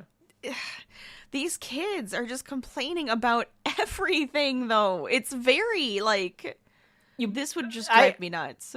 I do understand the reaction, though, to the entirety of this, but especially to the lobster. Because if you are not prepared for a giant bug, like, it's a perfect observation by EW. It's a giant bug. Like, that's what a lobster looks like. Mm-hmm. So seeing that on the plate would probably freak you out a little bit. Well, I remember seeing like a lobster like this, and just like they don't usually give you the full lobster. It's usually just a lobster tail. Or a tail. Yeah. I think they should have gotten them the kids' meal of a lobster tail. Yeah, or like just the pieces out, like it's a mix in with like mac and cheese or something. But again, I think it just comes down to the dad wanted to have this like the fun full experience. Well, then you know what they should have added to that? They had to pick out their lobster from the tank. No, because that would have been like DW would have horrifying. been all for it. I know. I'm DW sorry. I would just have think been it'd be like, so yes, funny. 1,000%. And then they're bringing You're right. Pinchy home, and then You're right, Pinchy though. pops Sharky. Yeah, you're right. DW would have been all for it and been like, I want that fat one in the back, but then she would have gotten cold feet about it, and then now they have a pet lobster that they have to carry around. Pinchy, as you eloquently reminded us all of Homer's pet. They don't do that anymore, right? Like, that seems I like a don't know. barbaric practice. But that is how you cook a lobster. I know. I don't think you pick it out. And I'm very disturbed about that, too. I don't which think is you why pick I'm it not a out, very but- big fan of lobster. Even picking it out just seems like wrong. I don't think you really pick it. I think there are places where you can like pick the cow and you can pick the lobster, but I don't know. That one right there, that heifer. I think you can pick the cow if you're like going to take like all of it home. Like I you're like don't buying the know. cow. It's weird. And I've seen places where it's like you can fish your own meal and they'll cook it for you. I mean, it's the same idea. Sure. I understand that. I just feel like you fry up that lobster alive and it's like that's I don't want to know that. barbaric. Look, I'm going to eat the meat. I don't want you watch you kill it. It's fine. I understand I'm eating meat, but that's fine by me. I Just will tastes feel too bad good. no matter what because I'm just going to feel bad. Yeah, I'll I feel be bad sad. every time. I'll cry and I'll be like, I get to look at this thing in the eyes, but that's just me. Yeah. I have a I am soul. sorry about it, but I'm not going to stop. No, because it's delicious. I cut back. I cut back on it, but I'm not going to completely stop. I'm not a vegetarian. They're like, well, don't worry, like we're going to go to the beach, and then of course it starts storming. Mm-hmm. And I think that what we end up learning is that they went during a fucking hurricane, which has happened before. Not to us. No. We've had close calls, but we've, knock on wood, if we try to do other things, like if it ever does happen. But We try to go at off seasons, but we try to make sure we don't hit it at the same time as a hurricane season. So it's like you never know. It's that horrible little like field of. I mean, we've done Orlando during hurricane season, and we've just been fortunate. Oh yeah, absolutely. Mm-hmm. Like we always go like slightly after hurricane season, but yeah, we've been fortunate. So it's raining. They're bored. Water's leaking in on them. They're all miserable in the hotel room. Dad's They like, I don't don't have even. I anything wish to I would have do. taken that damn catering job. Mom's like, I should have brought my work with. Everybody's upset and like, she's just reading a book. Like, just sit and read your damn book. Shut up. But we've been in I this position understand. too, Rachel, where Yeah. like you had the plans and then like you can't do it because Yes, it it rained or sucks. whatever. It does. It's like, well, how do you cope with it? And like everyone does get agitated and irritated because you're like stuck in a little hotel room as well. Arthur is lamenting this because he's like, if I was at camp, I could have done this or that or whatever. And then, And- but DW has a good point. No, you couldn't. It's raining. Right. She's swatting at a fly this entire time, and she hits Arthur in the head with it. So then the kids start fighting, and Arthur grabs the paper because I guess he's gonna beat her with it. Yeah, she was cowering in a corner. He was gonna beat the shit out of her. Yeah, he was. Come over here. How do you fucking like That's it, huh? how he's like. He's abusive. He punches He's a her rage later. filled over. Well, she deserved that punch. We'll talk about that episode one day, Rachel, and we'll have our little sister, big brother ideas about that. That little shit deserved to be punched. Broke his fucking model, and he told her not to touch it. Yeah, but getting punched is a little extreme. told you not to touch it. Arthur has the paper, and before he beats DW to a bloody pulp with it, like in a gangster movie, something catches his eye, and he sees that they're in the paper that there are advertisements for a cow festival. I think he gets it in his head though that they could come up with something else to do because he said about him we, and Buster and I always find stuff something to do. fun to do. So he just like in the camp episode, Arthur saves the day using his noggin, coming up with an alternative idea to save the day. All I keep thinking is they're going to this cow festival in the middle of a hurricane. It's still outdoors. But it's at the edges of the hurricane, like where It's just Camp rainy Meadowbrook now. is like the full hurricane. Yeah. They're just getting rained on. Okay. Like they're I guess they're that's in the fine. pathway. Sure. Yeah. I do also find it weird that the cows are still in the truck. But so they go to this cow festival. Why are the cows in and the truck? it's still like it's That's like a great question. It's the same farmer that had the shark and the cows, right? And the kids are now in like their little rain boots and stuff, and they're petting the cows and everything, and then there's still cows in a truck, and the shark is hanging out with the cows again. He's having a great time hanging out with the cows. This damn shark. Because he's I love sentient. this thing. I love this shark. I think it's because Sharky, knowing that he is a shark, is trying to befriend the cows and thereby betray them eventually and be able to eat them. I think he's playing a long con I could see him against wanting these to eat cows. them. He'd be like, I'm Yeah. going to take a bite out of that butt. Yep, Mm-hmm. I could see that. But then they go to Flo's fudge factory. They learn how fudge is made. If you folks at home, if you can, Fudge we is need to make great a on shelf life vacation, though. t-shirt that says Flo's Fudge Factory. You got to get with some fudge sort on of Arthur vacation. saying. I feel Oh, like you that. have to. I feel like that's just like a staple. normal thing. It's definitely a Rachel staple. Rachel's always getting fudge on vacation. How do you not get fudge on vacation? What's the problem? You have to. And there's great. free samples. Yes. And Rachel was like, "How come that security guard is standing he is so like close to them?" hovering. And it's because he can see the glint in DW's little shit-eating trickster Woody Woodpecker eyes that she's gonna take all the fucking samples, and she does. And she's like, because she gets caught. Mm-hmm. Some sort of river adventure cruise thing that they go on where they bring Sharky with. Arthur even gets it in his head because he's like, they both him and DW are like, get him, Sharky, because like a snake like comes down. It's and like a they're fake this snake. is neat. Yeah, like Yeah. it's like a river. It's a river adventure. It's thing. Jaws the ride is A what jungle they're on. cruise.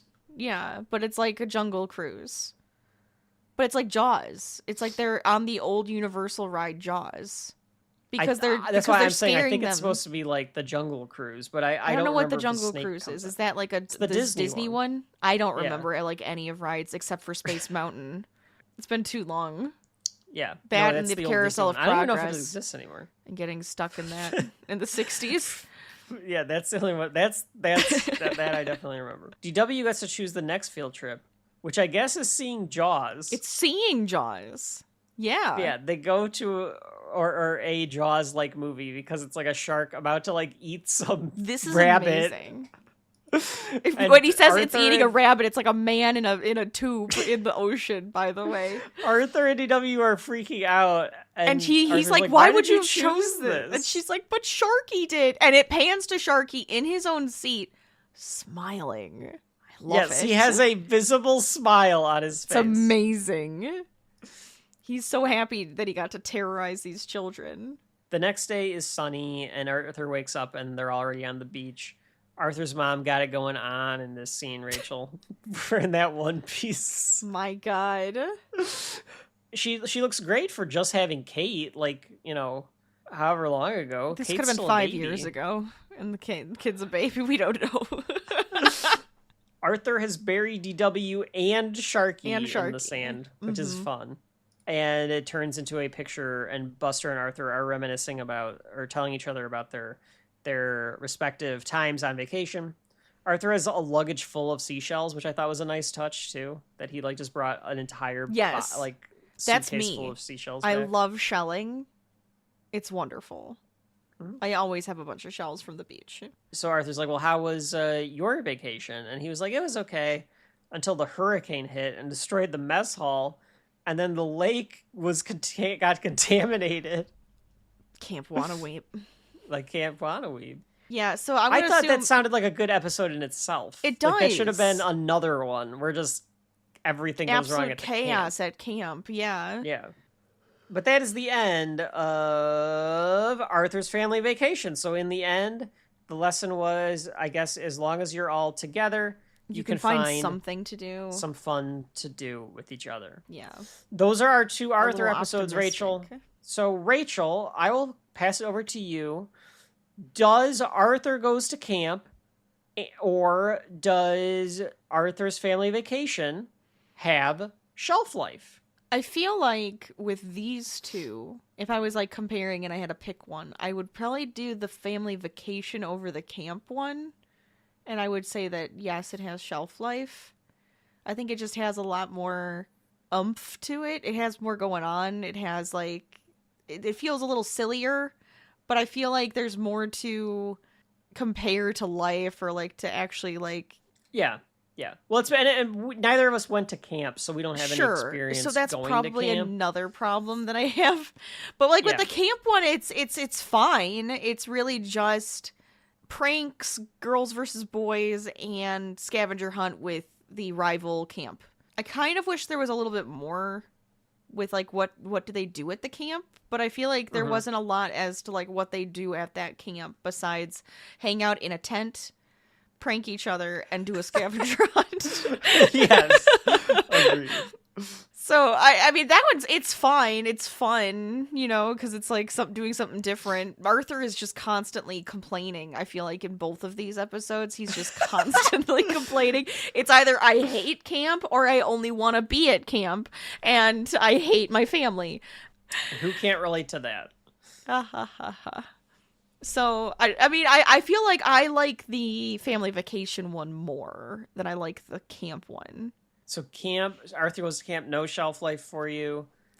Arthur's family think vacation, so. shelf life. I think I'll go with that. Yeah. A mixed bag. A mixed bag. Looking back at the camp one first, I guess 10 minutes, not a lot of time to be able to do everything. That's that also I true. think they could have done it. Here's how I would have done it. I either would have made it a little more like your 80s horror movie camp, so that the ghoulish thing is the main driver. And they're trying to of figure the out what it episode. is. Yeah. And then it turns out it's Camp Horsewater. So that it's like a spooky campfire thing going on. Mm-hmm. Or, and that could have been an entirely different episode of your 20 seasons of him going to camp too. I'm sure you could have done it multiple times. Or you do it where the camp is miserable. The food, there's problems with the food, there's problems with the beds, there's problems with this or that. Stuff keeps going wrong, and it turns out that the boys think the girls are doing it, the girls think the boys are doing it, and the whole time it was Camp Horsewater fucking with the camp. Yes, I like that too. And not just the bear thing, but like throughout, like, we always thought it was boys versus girls, but it's actually like we should have been doing this all together. It's camp, yeah. Mm-hmm. That could have been the other way to go about it. It's cute enough. It's not something I'd probably come back to. Mm-hmm. It's the weird lesson to it, like we talked about, and it's like this weird idea of like what the scavenger hunt thing, which could have been fun too, but that's like a little rushed. And yeah, so I just feel like there wasn't enough shown of like why all of a sudden now he loves camp at the end. It's literally just the scavenger hunt and the fact that they beat the other team. So I'm like, but you could have shown more that you were actually like enjoying stuff. But I guess the 10 minutes, like you were saying, is like not a lot of time. For me, this one does not have shelf life. I didn't completely remember it. I did remember that Arthur did go to camp, so I was like, well, we got to do that. Arthur's family vacation, though, this one's more memorable for me. It's probably purely nostalgia, though, because of Sharky. Yes, and absolutely. I knew the book and everything. Like, this one just has more nostalgia. The lobster, the little montage of vacation things going wrong. Mm-hmm. This one, to me, is a mainstay of Arthur. Like, I actually think that it's not as good watching it back as, like, my memory of this would have been.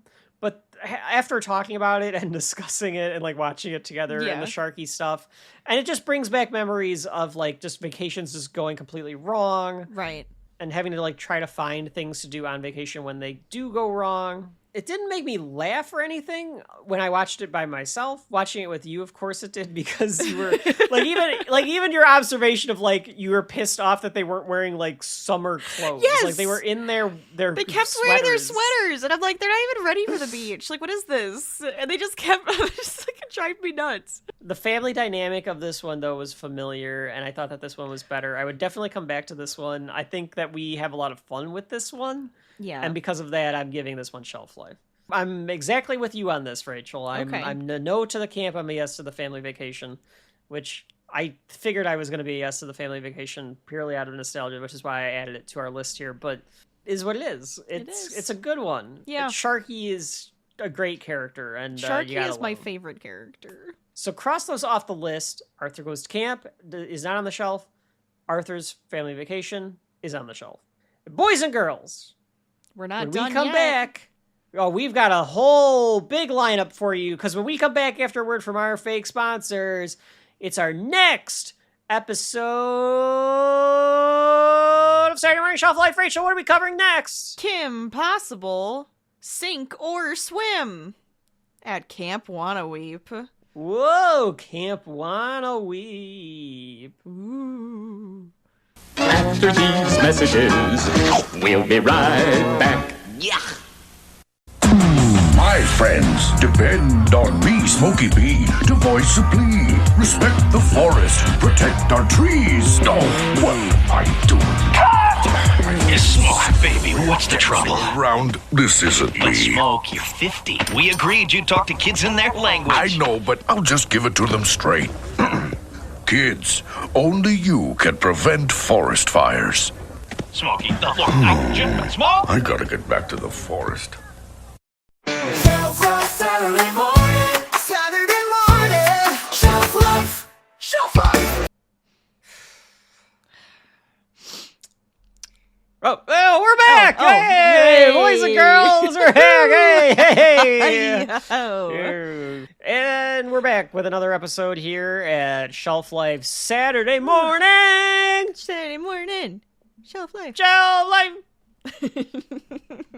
Rachel, what is the next subject that we will be discussing here at Shelf Life Saturday morning? Camp edition. We will be going over to Camp Wanna Weep with Kim Possible in Yes, their Kimberly fourth episode Possible. of season 1. I have it as... So here's what's weird. I know, it probably think- is different. I think it's either 3 or 4 typically, right? It's so IMDb has it listed as 2. Okay, see, I I- thought it was always episode 2. The first 3 episodes of Kim Possible all aired on the same day. They pulled a Shelf Life. They were just like, here's a few. Like, just have a few episodes to get the Okay. idea. And this was like one of them that debuted. So I mean, it's the second on some, it's the third on others. Maybe it just depends Sure. on what like country you were in. It doesn't matter because in production order, this one is completely different than the first, second, or third. I know this because I read some of the, or kind of looked at like the production order and the continuity of everything. And there's an episode where Ron tries out to be the mascot. He is already the mascot in this one, and he's like with the cheerleaders on their way to a competition. So this Right. clearly comes Right. after that episode. Yes. So it's just out of whack. So it doesn't really matter, I suppose. Like if you were to watch, if you wanted to watch this in the proper order of continuity and like canon, this was actually the 8th episode. Chronological order, this is the 8th episode. It's the 11th one produced. It's the second one aired, but it's actually the 8th episode if you want to go in order. Which is weird because like Crush, which you and I watched, Rachel, last year for Shelf Life Spies, Saturday Morning Spies. That, according to this, is the 13th episode chronologically, but it's the first episode that aired. So Okay. Kim Possible just all messed up It's as just- far as the order. Yeah, so it doesn't matter the number, but the name of it is Sink or Swim. So there. That's right. Rachel, what happens in Sink or Swim? The cheerleading team is off to a competition, and when they get a flat tire, we find out that they are right next to Ron's worst nightmare, Camp Wanna Weep. His camp from when he was a kid. The that he would camp go from to. hell. Yeah. The camp from hell. It's kind of how he treats it. That's what he does. Yeah, that's true. Yeah. Rachel, any history that you have with this particular episode? Just that I know Kim Possible very well, and I remember this episode very well. I remember this episode because it was one of the ones that I screened for Saturday Morning Spies. This is true. I was like, oh, well, we could just do the first one. And then when we were trying to think of camp episodes, this was stuck in my head, and it was Of like, course. well, we'll How just could go you back to not? Kim Possible because we already... I mean, I'm ready for Gil, so let's do it.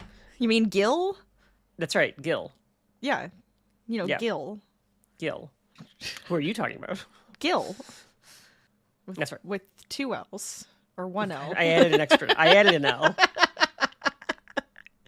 Here's what I do want, though, because Kim Possible's order is all messed up. Mm-hmm. If you're Disney Plus put them in the order chronologically.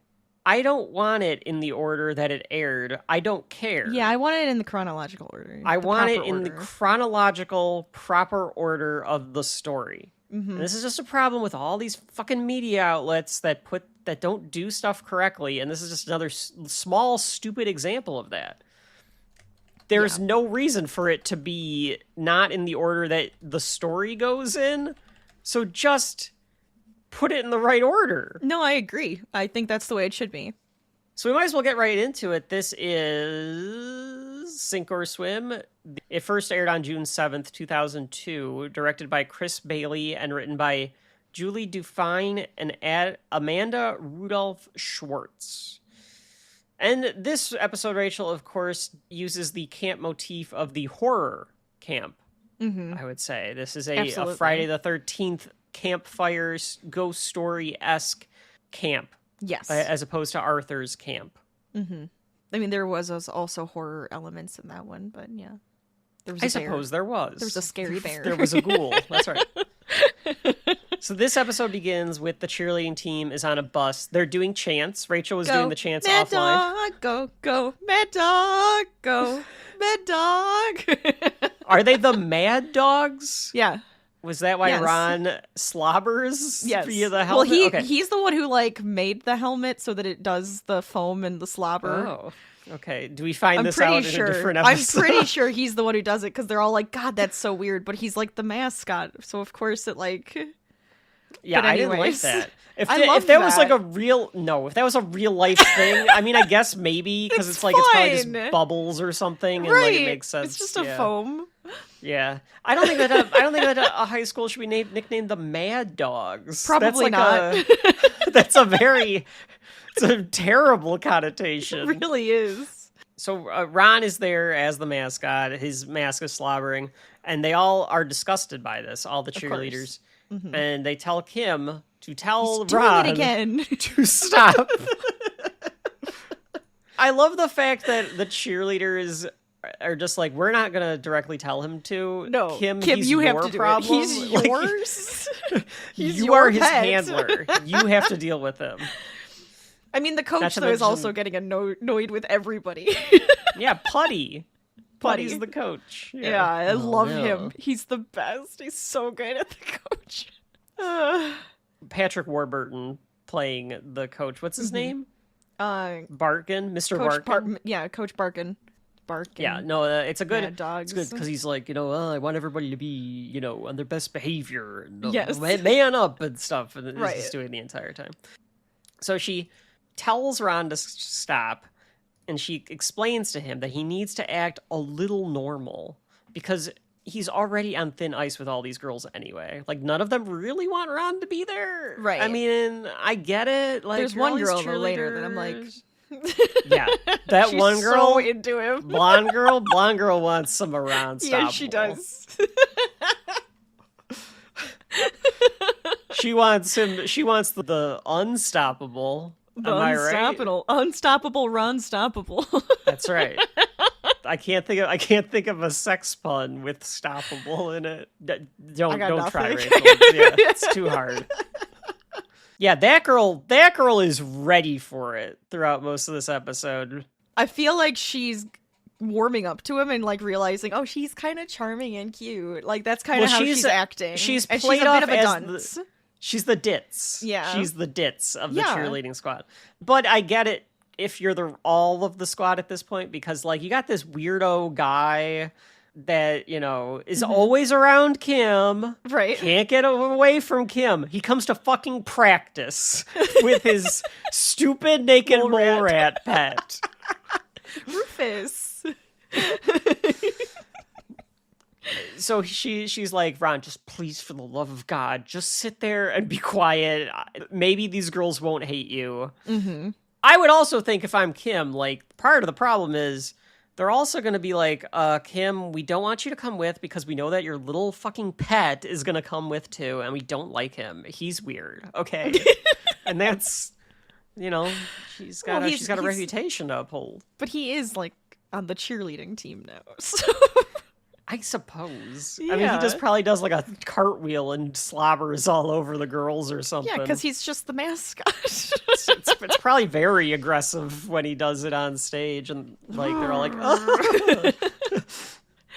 Well, I'm She assuming he said- does it to the audience type of deal. He like gets up in their face and does yeah. it. I assume that's the idea. Yeah, it's not like they're doing like they're getting like wet T-shirts via his slobber. No, or that's something gross. like Everything that. you just said is gross. I'm good.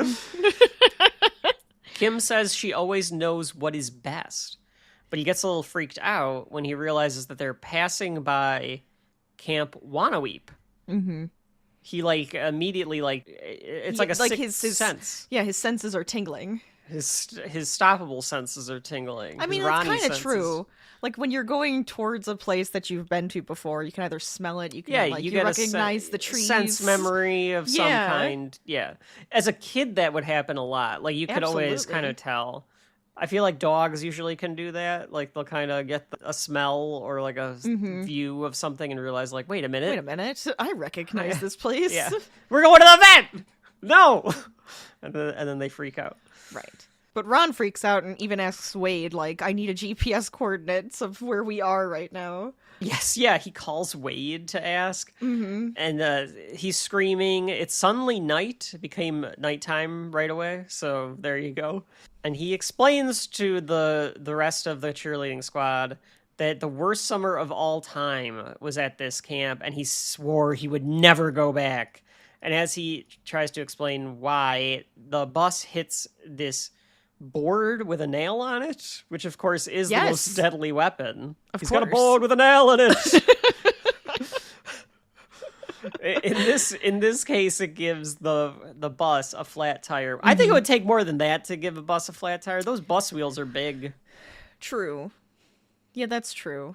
But maybe there's more. Maybe that was just what we got to see, but there's like this whole bunch of them or something. It feels like it was more like like the spikes, you know, when you go over the spikes. Yeah, that's what like the that's police what spikes. it felt more. Yeah. The coach acts like a drill sergeant here because, like, they... All right, people. First, yeah. Okay, people. Let everyone calm down or whatever. You know what to do. You know the drill. Is it Bonnie who's like, okay, girls... I think it might be Phones Bonnie. or something, Yeah, and they all... So the joke is that they... I think He does the the joke... sound off if you're hurt, and they all say they're okay, but then... I think the joke is that they all take their cell phones out to either call for help... Yeah. Or the joke is that they all take their cell phones out just to play on their phones. No, and it's text ladies' each other. cell phones, as in, like, see if you have a signal to call for help. Okay, I Why the hell would they interpreted just the sit joke. and play on their phone? Because they're The like, whole well, point is whatever, we'll someone just wait call until for help help. comes. But you have to call somebody. That's the point. Especially back then, with all their little flip phones, it's just to call. It's just to call for help or text somebody for help. Well, in yeah, the very, that's in the all you very could do. primitive, let me hit the numbers multiple times sort of way.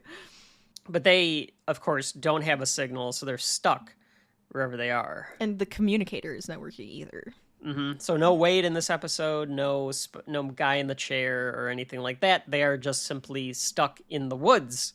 And Ron knows everything around the camp because he's been there before. So Coach asks him, like, okay, Stoppable, where's the phone?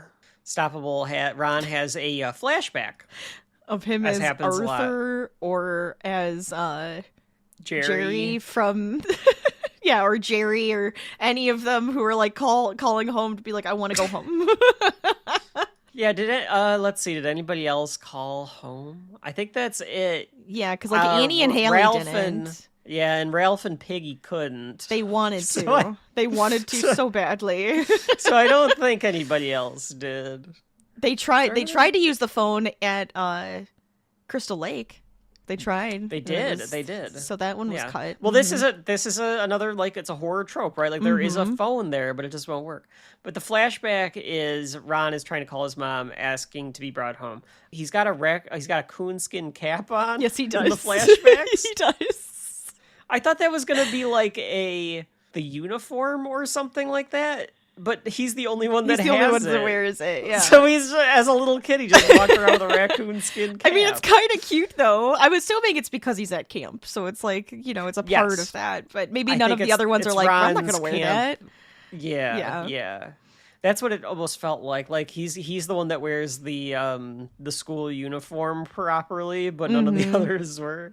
So Coach tells him to lead the way, and Ron is excited because he gets to be the big boss man this time. And That's Kim's right. because Kim rubbed it in his face, was like, "I'm always right, I'm always right. Just do what I say." And he's like, "All you girls get out of the way, because the man's gonna show what to do this time." Because he knows how to survive Camp Wannaweave, this dangerous place. It's a dangerous and wicked place. Is Yes. how he describes Camp Wannaweave. Bonnie is nonplussed by this whole thing. Of course. But the blonde, as we said, takes it to heart. She's actually listening to Ron. I think I might have said it on Saturday Morning Spies, Rachel, but Bonnie would be, like, Bonnie would be the one that I would end up having a crush on, unfortunately. Of course you would. Yeah. Of course you would. It's the whole pain look. in She's the got ass. that. She's got a good look She's about got resting her. That's bitch like, face. There's something about the hair, though, with the face that, like, just all kind of comes the shaggy together. hair and I like that dishevelly look to her. It's a nice Sure. look. Blonde girl would probably be the one that I should try for. She but, would you probably know. be crushing on you, and then you wouldn't realize it, and then you'd be like wanting Bonnie, and then That's right. Yep, we got and it then all it's going and then down. all of a sudden it's too late. Now Blonde is with somebody else, and So we get another flashback. This time he touched some poison oak. yes, what's this So he's- plant?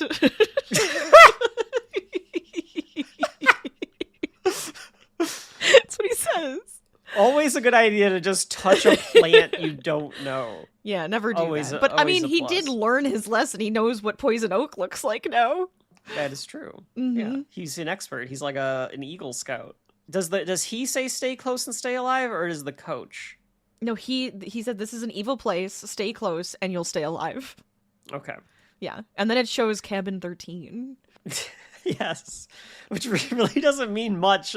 I guess because Friday the 13th. camp. 100%. That's what it means. That's Okay, why that's his cabin. Okay. So the phone is out of order. They find the phone right away, and the phone, it doesn't work. And Coach, I don't like this. It's just like Blonde. those movies. Okay, yeah. So this is the blonde's name is Tara. I think so. Yeah. Or Tara, one or the other. This is just like those movies. Innocent teens, stranded at a camp in the middle of nowhere. Then, some creepo starts to pick them off. One by one. So not the drama, Tara. This isn't a horror movie. Oh, isn't it? Okay. If it were a horror movie, there'd be more guys. And they'd be way cuter than him. Oh, Bonnie. You remind me of the cruel kids at camp. Ron's doing then the light thing on his face when he says, "Oh, Oh, isn't I don't it?" even remember him doing that. That's great. And then Bonnie with a pretty funny line here, though, Rachel, because she says, okay, if it were a horror movie, there'd be more guys. And then she points at Ron and goes, and they'd be way cuter than him. They'd be way cuter than him. Oh, he is. Okay. I like that line. It's kind of funny. Yeah. Just to get, Which- she She protests to get too a much, dig. though. Maybe she also thinks he's cute, but can't because she is well, too popular. When we get to the end of the episode, she, there is that. Yeah. There There's is a little bit. that. There's a tiny turn. A Bit of a turn there. Does I guess I shouldn't ask you because no. I know we'll end up No, I don't think so. From what I'm assuming, you're gonna ask me. I could ask you about both Tara and Bonnie. I assume Bonnie doesn't, but I could see it happening in some like weird kite man poison ivy way. I don't remember if there's ever a time where she like starts to flirt with him. She might, but I want to say that the blonde, I don't blonde remember. digs him. There might be a time where it like happens for like a split second or something. An episode, yeah. Because I don't even think the one where he got the hair, like when he becomes like sexy Ron, I don't even know if that one is like the blonde that goes after him. I think that's another brunette or something. I can't remember because I know I watched that one too when I was Yeah. doing screenings. Right after that, Senior. Ron tries to come back by saying that sticks and stones will hurt my bones. Oh, they And called you they ask him, names? While they were hitting me with sticks and stones. And they also hit me with sticks and stones. That feels like a Will Friedle, like, improv line, It's like so you would say on simple, Boy though. Meets World. It does. A squirrel makes sure to take his nuts. They get scared by a noise, and he shines the light on it. It's just a squirrel, and the squirrel grabs its nuts and runs. Yeah, it runs away like, oh shit, and like, yeah, grabs its nuts. This is a flashback to Ron then being attacked by ravenous squirrels. Ravenous. Now, what? Rabid squirrels. What happened there, Rachel? Do you think that he's just remembering it wrong? Well, as a child, maybe he was just afraid of them. He thinks that they're attacking him, or maybe one jumped on him from a tree at some point, and this is now what he thinks happened that day. I don't know. Maybe they were ravenous squirrels. We know that there is a science cap. Maybe they were doing experiments on squirrels, and now they're like crazy squirrels in the woods. I can get with that. That's fine. So they decide to all make a fire and wait, I guess. I'm not quite sure what they think their plan is. Like, maybe, I guess, because it's at night, they're just gonna, like, hang out. Maybe they'll all have to sleep on the bus, and then I think that's what they're thinking. Wait till morning, because, like, it's at night, and they don't have, like, They don't want to be, like, walking through the woods trying to find somebody at this time. Like, wait until morning, go when you can see, and then... Good advice, right? Like, for the folks at home, for the kids at home, Stay like, put. if you ever get lost in the woods, just kind of stay You're there. supposed to stay put. Yeah. I don't think you're supposed to try to find your way out. No, because you'll start just, like, going in circles a lot of the time. So I think you're supposed to, like, stay put and yell. Do a lot of screaming to see if anybody will show up. But I don't... Yeah, I've heard that one, too. Did you see that? I don't know. Like Kramer. Your freaky friend is acting extra freaky. Yes, because Ron's telling all these stories and he telling won't about shut up. Is the what rabbit it is. Squirrels. He won't stop. He's trauma dumping. That's all he's doing. Yeah, that's what he's doing. They frame it. They frame it like he's telling camp ghost stories. Yeah, campfire stories. Yeah. But the reality is that he's like you're saying, Rachel. He has never told a psychologist or a psychiatrist about, or he's told every psychiatrist. Or he's told every psychiatrist, so now he's telling all the girls his terrible story. Right. Ron, I get it. Like, you don't really have a crush on any of these girls or anything like that. No, well. But maybe, just maybe, you should be playing it a little more cool.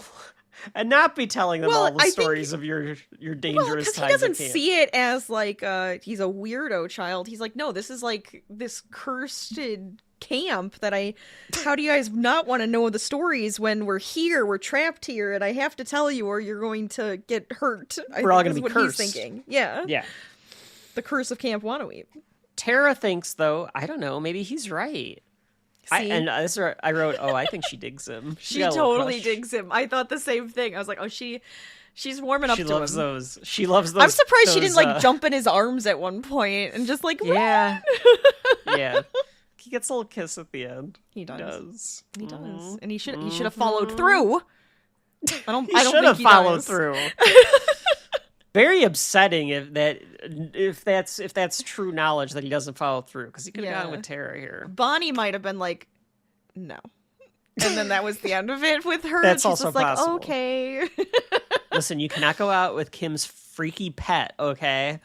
Plus, have you looked at his pants? He wears giant baggy cargo pants. I just think they look kind of nice. But that's like the style. That's the style, though. Yeah, that was 2002. I mean, look at their bodies. They're weird. He's very lanky. Ron, stop. There's a rustle in the brush, right? Like under the bushes. So Ron goes to check it out. And Kim walks over there and she's like, dude, stop it. Like, you can relax. We're fine. You don't have to do all of this. They kind of walk away. And then we see a fish monster. Yeah, swamp thing. Dun, dun, dun. Pokes yeah, it his looks head like out, which means he was from right. Black Lagoon. Right. So they're mixing a bunch of, like, classic monster movies together, I guess, if you think about it that way. Yeah, they're doing a camp, spooky ghost story thing. Mm-hmm. Tara wants to hear more stories because she's got goo eyes. Yeah, for I mean, him. she's sitting next to him now. She's just like, we're on the same log. Hey, Ron, did you notice that we're on the same log? I'm gonna scoot closer. Tell me stories. Yeah. See, and that's an even bigger problem because And then like he Ron doesn't pay attention because he is so focused on the fact that he's back at this horror house. Like, Yeah. See, Mrs. Voorhees would have had to kill Ron for a completely different reason because he never shut the fuck up. Jason drowned because he wouldn't stop telling stories. yeah. Tara was was definitely giving him eyes like at the beginning of Friday the 13th. She's like, "Hey Ron, did you see that there's a dirty barn that we Did you see could that go dirty to barn over there? Should we go and check it out? Just the Bonnie! two of us? Where's the blanket? Bonnie, No, I the need sex blanket. It's for me and Ron. Yeah, if Tara implied that she was gonna get the sex blanket out for her and Ron, You'd be like, Bonnie "What?" would not let her do it. She would be No. like, no, you're off the team if you do that. I don't think Kim would allow it. Oh God, well no, of course not. Kim's very protective of Ron. Yeah, but I think she probably would have been okay with Tara going out with Ron. I don't know, because again, in that next episode where he becomes Hot Ron, she's like jealous of all of Well, these of course girls. she 'Cause, is, like but she's that's like, not my no, Ron point." is mine. Right. I have Ron. He's my Ron now. Like that's her attitude in that. Yes, it is. But my point is that she's a little bit like harmless, so she's just like Tara's fine. I could take her. That's fine. Kim is like, I'm gonna go get some firewood because I think my best friend's about to make out with this cheerleader in front of all the rest of the team. But what is the number one rule, Kevin? Buddy! Buddy! Yes, she is told that she has to use the body system. Oh, the don't body worry. system. I have them on the body system. The body system? Yes, watch. Putty says that he's going to go with her Yes. because he can't take I can't take another camp story. And of course Kim is like, why do you think I got up? So she can't stand it either. The Gill man follows them. He's lurking behind them. He's lurking behind them. He's hunting. We're being hunted by the Loch Ness monster. Not the Loch Ness monster. The creature from the Black Lagoon. Yeah, swamp thing, whatever. Tara says, it's nice here. The woods are so woodsy. The lake is peaceful. Yeah, she like, was trying to make it like romantic. It's really Yeah. nice here. She is putting on the moves. stars and the fire, and he's just like, And my no, it's 5 a other hellhole. friends. we could just like make them move. We could just make on the out. way. It's fine. They wouldn't care. Look, all of us cheerleaders make out with each other. Girls? No. No. That's what girls do, Rachel. Yeah, I mean, I'm good at Yeah, I'm sorry. They make out. They put on underwear and a pillow fight. Yeah, they compare boob sizes. Mhm. That's right. You really think that's what you really think that's what girls do, don't you, Jerry? Yes, I do. He refuses to change it. The lake is bubbling green. We disgusting. see that at this point that there's something wrong with the lake. And he has a story about the lake. Of course he Because, does. of he has course, another now story. Tara reminded him about us. Oh, the lake. Yes. Niagara Falls. Slowly it's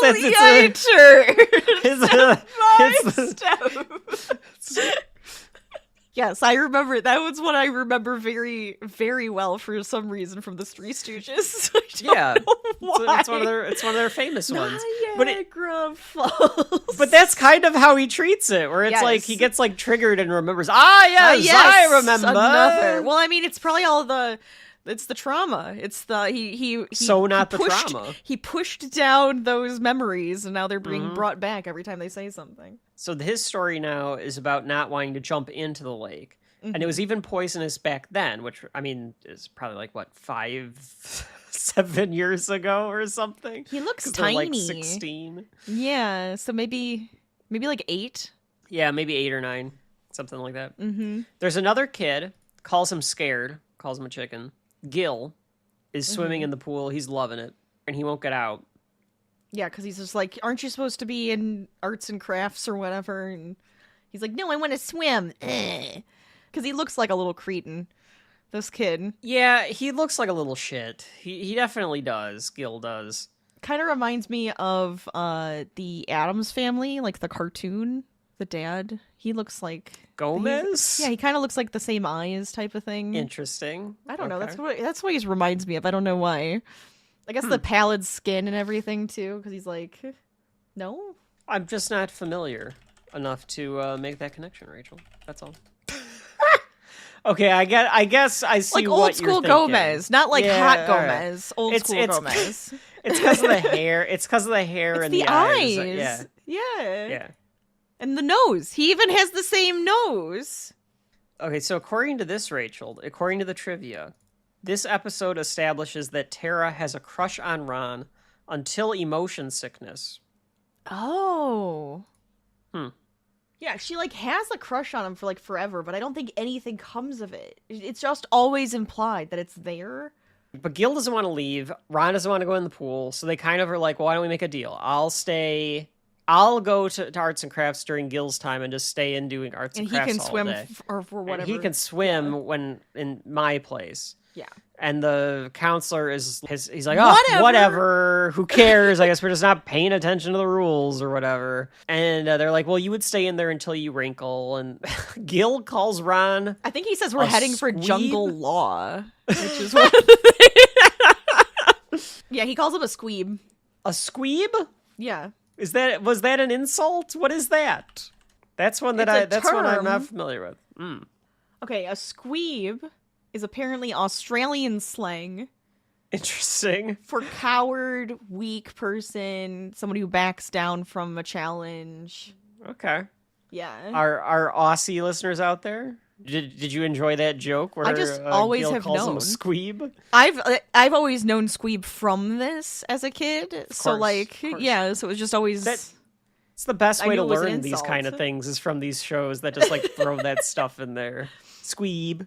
I like that one. Or a person who demonstrates stupidity when talking. That's another way of... Yeah, I like that. Yeah. Squeeb. Squeeb. Squeeb. Squeeb. When he's done telling this story, Bonnie says, so you've been a loser for like ever. That's what she says to him. Kim hears Gil, but that's just nature's night music, according to Coach. But Gil grabs the coach from behind. Kim was walking in front, so she doesn't see it.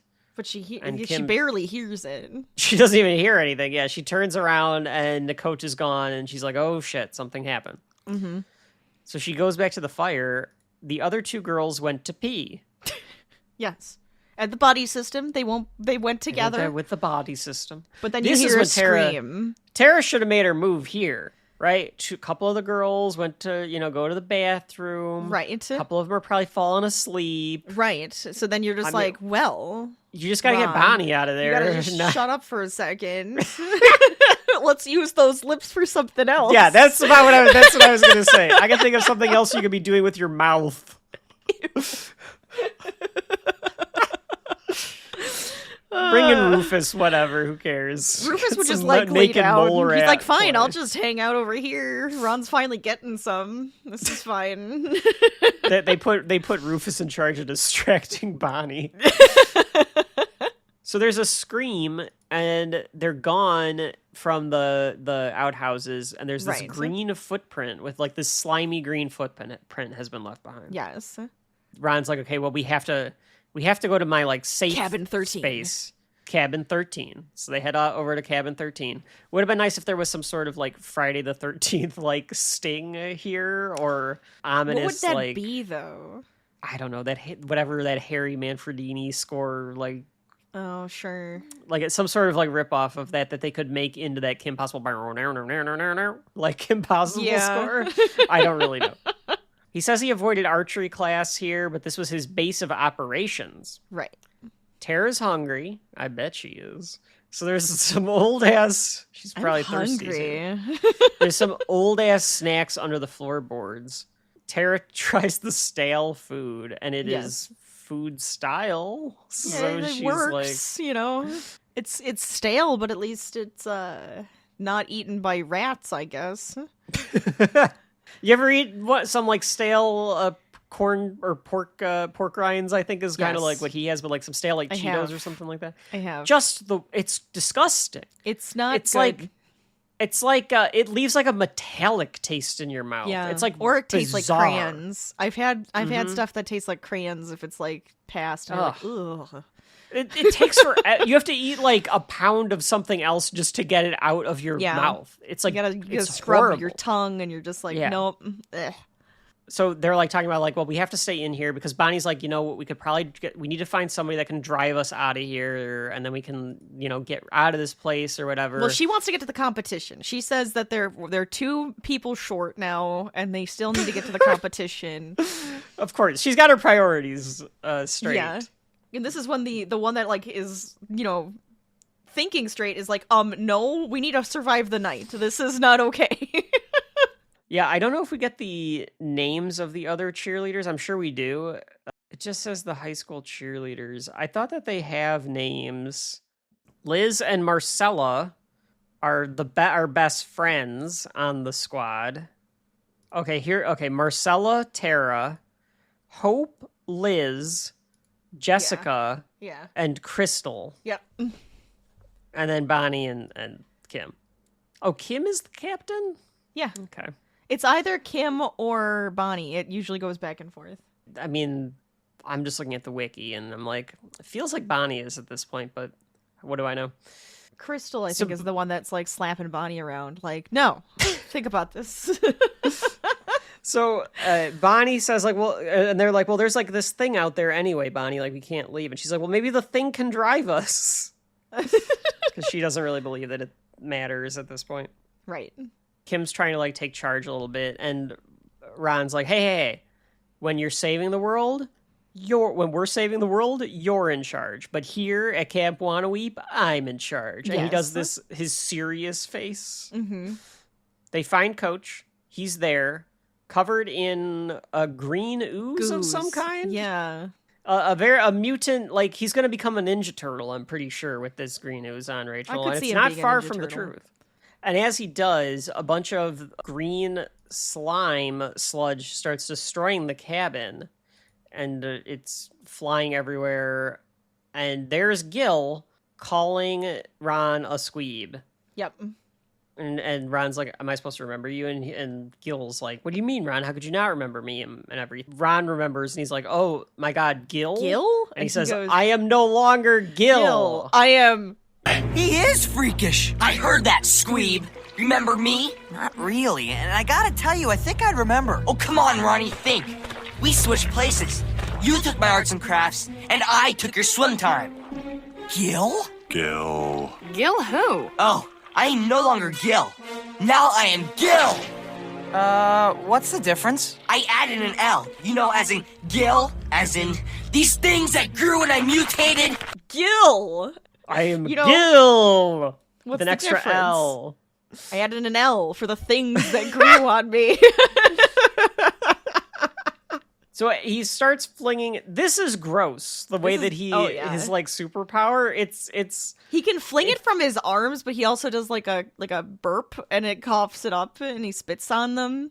It feels like a video game monster would do this. Does. Like this could have been like in Zombies Ate My Neighbors. Absolutely. They could have like spat this green, even down to the sound effect that happens. Because it's like a burp. It's like yeah. Yeah. He sticks all the girls with this. He tells Ron that he stalked him since he was, got polluted. They shut down the camp because of the pollution from the science camp, and it does it does a very Simpsons-esque gag here. I love this because he points off to the distance across the lake, and he's like, "No, that's the band camp." He goes, "I thought that was the band camp." "No, that's the band camp." "Oh, I thought that was the clown camp." "No, that's the clown camp." I love those clowns. Yeah, so it does the whole like. There's a bunch of camps surrounding Camp Wanna Weep, Crystal Lake here. Yeah, I find it very surprising that Ron loves the clowns. I thought he would be afraid of clowns. It feels like he should be afraid of clowns. Right?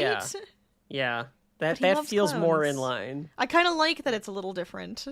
Yeah, that he's not afraid of the clone. Yeah. They should have done one more where they were like, no, that's Camp Blood or something like that. Yes. That's Crystal Lake. No, that's the camp where the sexy teens were killed 50 years ago tonight. You just see a Jason like poke his head out of like a bush for a second and then go away. Just slick back in.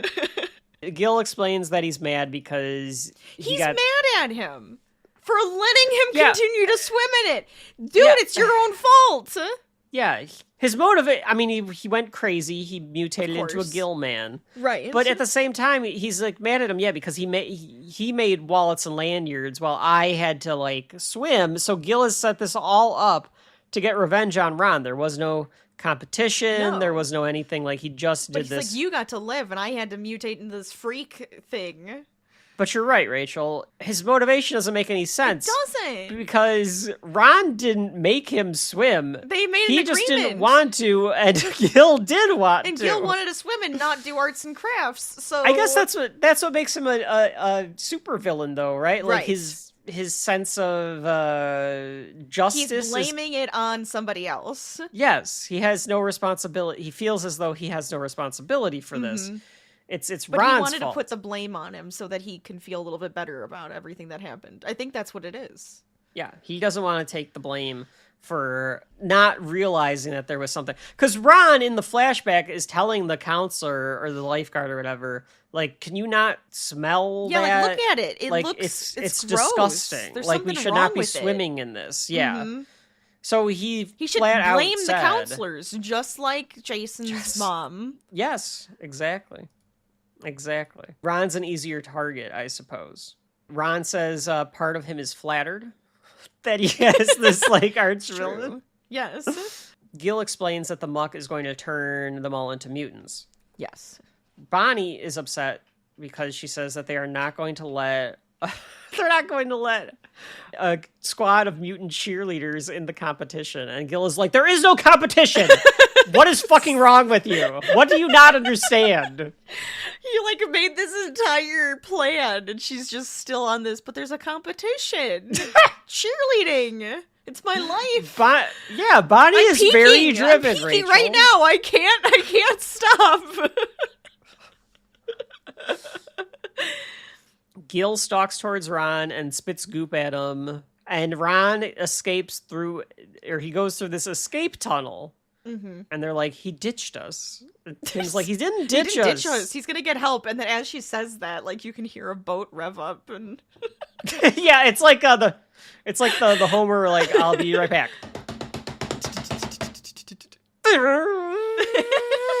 Yeah, like it's that. Yes. That fun sound effect. And barking. Oh, cheese and crackers! I'm mutating. Mutating because you can see the scales on his neck because he's all itchy. I think the girls should have started mutating too. They don't. Let the girls mutate. Yeah, it would have been really fun to have them like look like mermaids or something. Give them something funky, like fish. That would have been fun. Because that, like, Bonnie would have been like all like instead of duck lips, it's fish lips. Yeah, like make fun of that, you know. Bonnie would have like been freaking out. Tara might be like, I don't know, it's not a hair. bad look. Yeah. I don't know. I feel like a mermaid. Ron gets himself via his escape tunnel, which I would like to know how he made this, but maybe all of them were just connected and he realized which he's is like possible. one of the ones that observed it, that there were like tunnels here. He gets to the arts and crafts cabin. Yeah. And grabs all of his supplies. It is more Camp Crystal Lake kind of thing, Rachel, with the tunnels. This is actually before the 2009 remake of Friday the 13th, where it is revealed that Jason's able to get everywhere because he has these tunnels. You're kidding. That's a thing? In the remake, They took it from this. I think they stole it from Ron Stoppable. Stole it from this. Mm-hmm. Yeah. Gil shows up. He knew exactly where Ron was going to go. Well, just like a fucking madman. He just took the same tunnel. I guess that's true. Like, yeah, there was no... He didn't, like, close it like a fucking Colossus in X-Men 2 or anything. He just goes into it. Right. But he just starts spitting everywhere the second he comes out of the tunnel.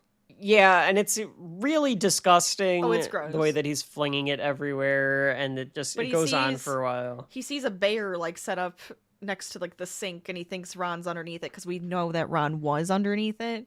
Ron went under this like bearskin rug to like Yeah. hide himself from getting hit. But he was able to sneak out the window. Mm-hmm. Ron is making a knot. Yeah, Very he's making, like, a bunch of knots. That's right. I make a lot of knots. While Rufus is fixing up a boat. Rufus is fixing a boat. I couldn't remember Rufus's He's name right handy. away, so I went the mole rat. Yeah. Yes, love Rufus is very Rufus. handy. Of course he is. Rufus! What'd you do at camp, Ron? I made knots. I make a lot of knots. So Ron and Rufus go in the lake. Oh, this is where they hear the boat and think that he left them then. But Yeah, because still. Gil is taunting the girls some more, and then Gil hears the boat and is like, "Why would he go out on the lake?"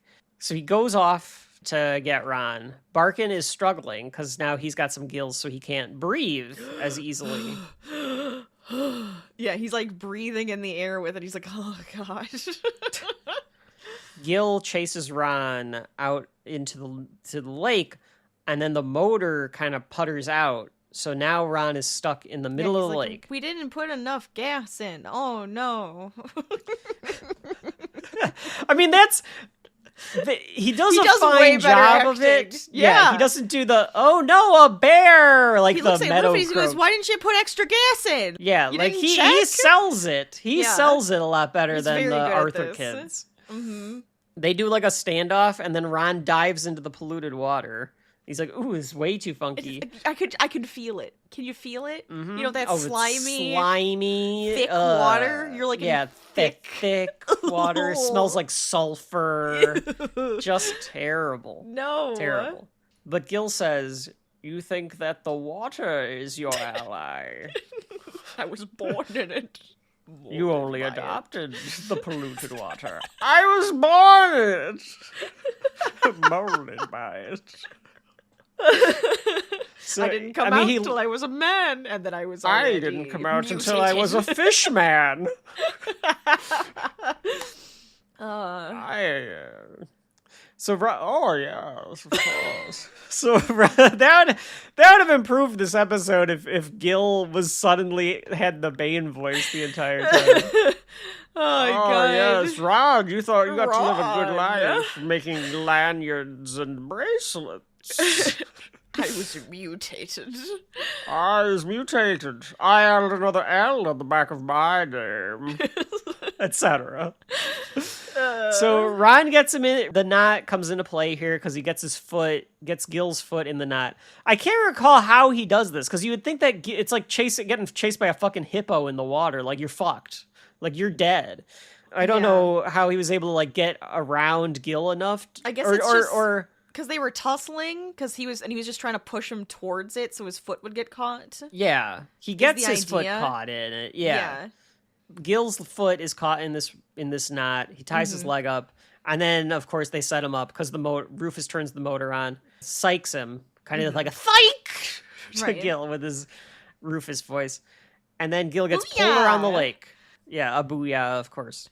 Of course. Gets pulled around the lake at a high top speed because they just let the fucking boat go crazy. It goes flying off the dock into the cabin, and Gil cannot breathe because went through the cabin, and of course he has gills, so he's not at 100%.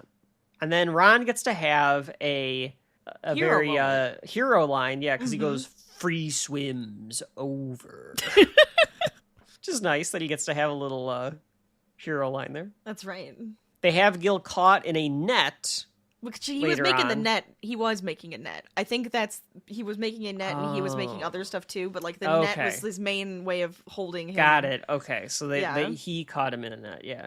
Oh yeah. Okay, because Ron says that he makes a mean lanyard. So he knows how to do knots. All right. So what did they do? Did Ron go get help from like one of the other camps or from the science camp? Like that must be what he did. Well, we know that there's a telecommunications camp because Gil was jamming all the telecommunications from telecommunications camp. Okay. So I'm assuming that's where he also just went off to and like stopped the jammer, and then they were able to call. It's jammed. Raspberry. I mean, I guess I'll have to buy it because it is Kim Possible. Gil. What were we gonna say? You have to buy it because it's Kim Possible? Yeah, like, all right, whatever. I Like, want they're just Kim. wrapping it up. But it is... You think that It's Ron very would have to do this Scooby-Doo. Yeah. sooner than later, because if Coach mutates more, does he become crazy? We don't know. We don't know. My only assumption is that Gil spewing on them and like covering them in that is mutating them quicker than it mutated him from just touching Yes. the water. Yes. So I'm assuming and because he's covered in it, it's mutating him faster. But I don't know if his mind is going to go insane immediately. I mean, his body is still, changing that's first. fair. Yes, your body is changing. So you're becoming a mutant. You know what else kind of does this plot similar, Rachel? That Amazing Spider-Man movie? The one with Andrew Garfield? Oh, the where really the lizard... shitty one? That really bad movie that I never want to think about because it was so disappointing to watch. Where the lizard's trying to make all the people into lizards? Yes. It's kind of similar. Yeah, it's similar. Yeah, I suppose so. Gil says, "You're still a squeeb," to Ron. And then they drop him in a giant fishbowl. They drop him in a fishbowl. That was good. I thought it was funny. The scientists think that they can try fixing Gil, and one of the there's like some sort of sheriff there, some sort of podunk sheriff is there to I guess just kind of like be the police presence. Right. He knows who Kim Possible is though, because he's They like, all Kim, do. good job. Yeah. They all know, yeah. Well, she's no big. But it was actually Ron who did it this time. But it was like the scientist only works on genetically altered rutabagas or something, I think it was. That's right. So he's like, this will be interesting. It's something This'll like be a that, challenge. Yeah. Yeah, like, well, so this will be fun. You're gonna fuck Gil up some more. Oh no, I'm becoming part rutabaga now. Yeah, but Like Darkwing Duck villain. Yeah, the officer wants to give the kudos to Kim, but she's just like, no, it was She gives it to actually Ron. Ron. Yeah, she gives it to Ron. And then do. all the girls thank Barkin's him. happy. The girls are thanking him. Tara kisses peck him on the cheek. And she's bashful afterwards. She does the old girl. She does the girl like Girly hide pop, behind like, the oh no, hair. oh my god, I just did that. Oh my god. Bonnie even thanks him in a way. I mean, Yes. she calls him brave, I guess. You're still you, but like, I guess you did cool, I guess. Like, whatever. You were brave.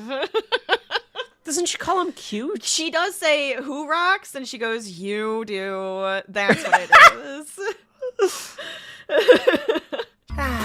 It's not like you're not still, you. But it would really stink if that jerk had turned us into mutants. And you were kind of brave and all. Who rocks? You do. Booyah! She doesn't call him cute. Oh, okay. I don't know why I thought that. Because Kevin's shipping these characters already. He's That's like, right. I want it to be Yeah. either Bonnie and Ron or Tara and Ron. But it would really stink, if that jerk had turned us into mutants, and you were kind of brave and all. Yeah, getting called brave and like making her say that. That's pretty good for. That's good. For, That's very good. for Ron. Very good. I knew I said it right the second after I said it. The police are giving a lift home to the girls. Coach is like, "All right, girls, it's lock and load." Very putty. He's doing what's Joe from Family Guy there when he does that, like, let's lock and load, people. I always think of him as Kronk too, from Emperor's New Groove. You ever watched that one? No. Oh, no. I love I think that we've been one. over It's this. I so told great. a girl there was some yeah, girl you had that was me her tell you all the favorite lines movie. from it. I forgot about that. Yeah. That's really funny. No, he's Kronk in that. He's great. So I always think of him as that too. Ryan goes back to the cabin and takes a look around. Kim compliments him. Yeah, you were awesome. This could have been another one, Rachel, if you wanted to ship the characters, where Kim is like, hey, Ron, you have value. She's like, well, I just know this place. I know the score here. And Kim is like, it isn't the place. It was you. You were resourceful and brave, and you were able to, like, do things. Yeah. And, well, Well, she, gives like, him... She does lean on him. She's just trying to like go, no, I'm voicing it right now, you know? Because she needs him. She needs Ron. Why else would she bring him everywhere with her? Why would she take him on missions? They could have done a little bit more with that in this. They set it up a little bit with him being like, here's what they could have done a little bit more by having Kim keep trying to overstep Ron's authority here. And failing. Kim is like, why don't we try this? And Ron's like, no, that won't work. No. Right. Because and of X, Y, she and doesn't Z. listen to him. Like that could have been something that they played on, and they didn't. And maybe there just wasn't enough time to do that, but like they could have done something with that instead of like having her go get the firewood. Have Bonnie go get the firewood with Coach. Sure. And have her just keep trying to take over the situation and not doing as good of a job as Ron does, so that she has to give Ron even more kudos there. Maybe that's too cliched. I don't know. Still would have worked. I like the idea of it. He says, like, hey, next mission, can I call the shots? And she says, we'll see. And he's like, I know what that means. Means we'll see. And it kind of, yeah. That's code for not a chance. And she says it's code for ferociously unlikely. Dun, dun, dun. And that's the end. Ooh, yeah! I'm your basic average girl, and I'm here to save the world. You can't stop me because I'm possible. What a song. It's great. It is great. We already sang it last great. time. I'm sure. I'm not going to sing it every time. I sing Arthur on episodes where we're not doing Arthur. This is also true. Rachel, that is the end of Sink or Swim, the 8th episode of Kim Possible. I don't care what the order is on Disney+. Rachel, does Sink or Swim have shelf life? It might be nostalgia, but coming back to this one, I will come back to this one every time. If I want to watch Kim Possible, yes. You are a fan of Gil, I've noticed. I'm a fan of Ron and Kim Possible. I just like this episode. I just think Gil is like a funny character because it's Ron's villain. He has a couple. He gets a few villains in this, and this is one of his. I just like this one because it is a camp, and I think it's kind of silly, and it brings on the tropes of other horror movies and stuff. So I really like this one. I think it's really fun, and it's cute, and it's silly, and I'm going to give it a yes to shelf life. I think that, not to compare them, because it's probably not fair to compare these episodes, but compared to Arthur's camp episode, since that's the one that we just did, this one uses the camp elements much more thoroughly. They show the swimming and archery and arts and crafts and the cabins and all that stuff. They do it with like all the horror element, of course, but they incorporate more of like what it would mean to go to camp, even more than Arthur does, which is not trying to do a specific like horror setting to it. So like from a camp standpoint, this one definitely has that in spades.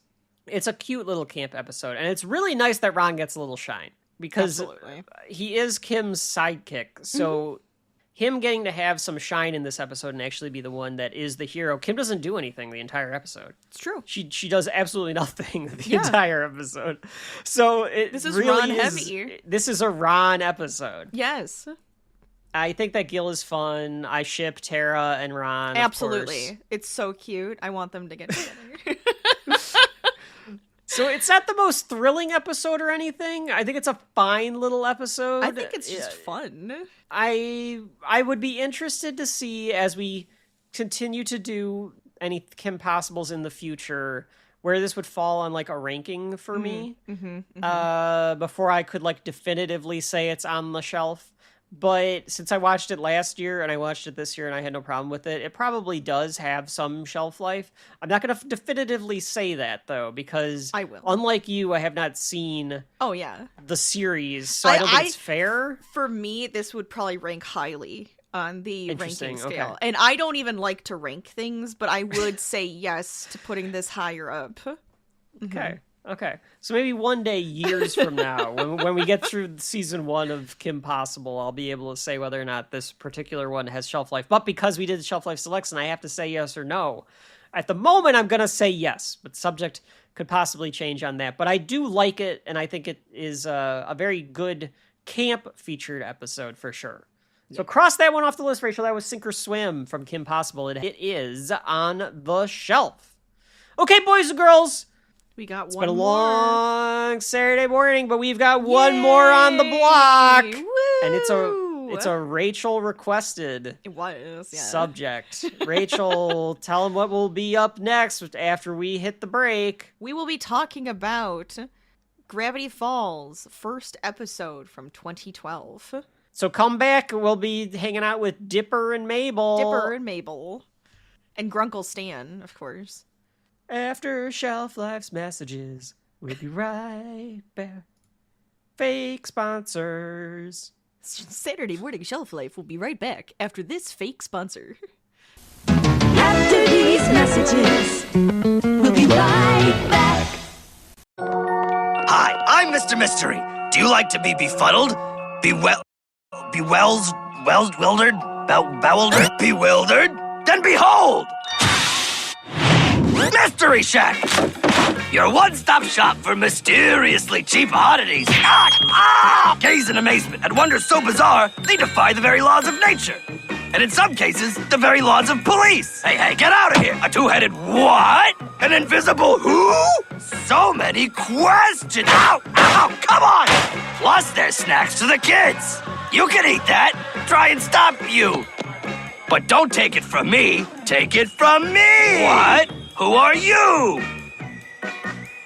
I'm the real Mr. Mystery. The great deals at this place are making me see double. Making me see trouble. Idiot! Don't just do it again! So get yourself down to the Mystery Shack, where the real mystery is, if you'll make it out alive. I'm joking. Most folks made it out alive. Mr. Mystery does not assume liability for disappointment, strange rashes, or accidental plunges in the bottomless pit. Side effects may include existential quandaries and some moral relativism.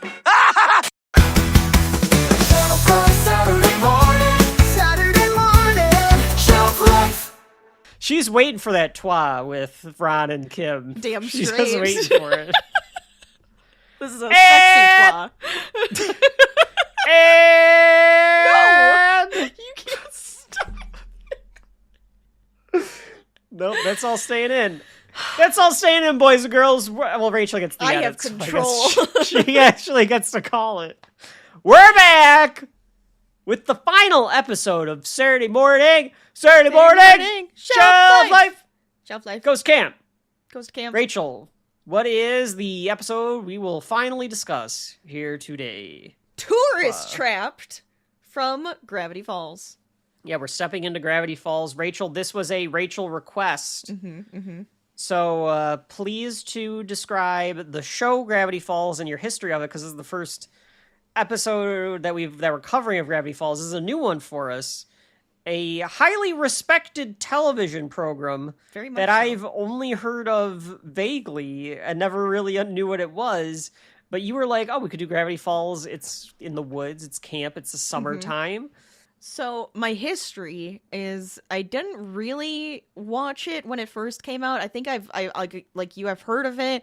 I think I may have seen bits and pieces back then.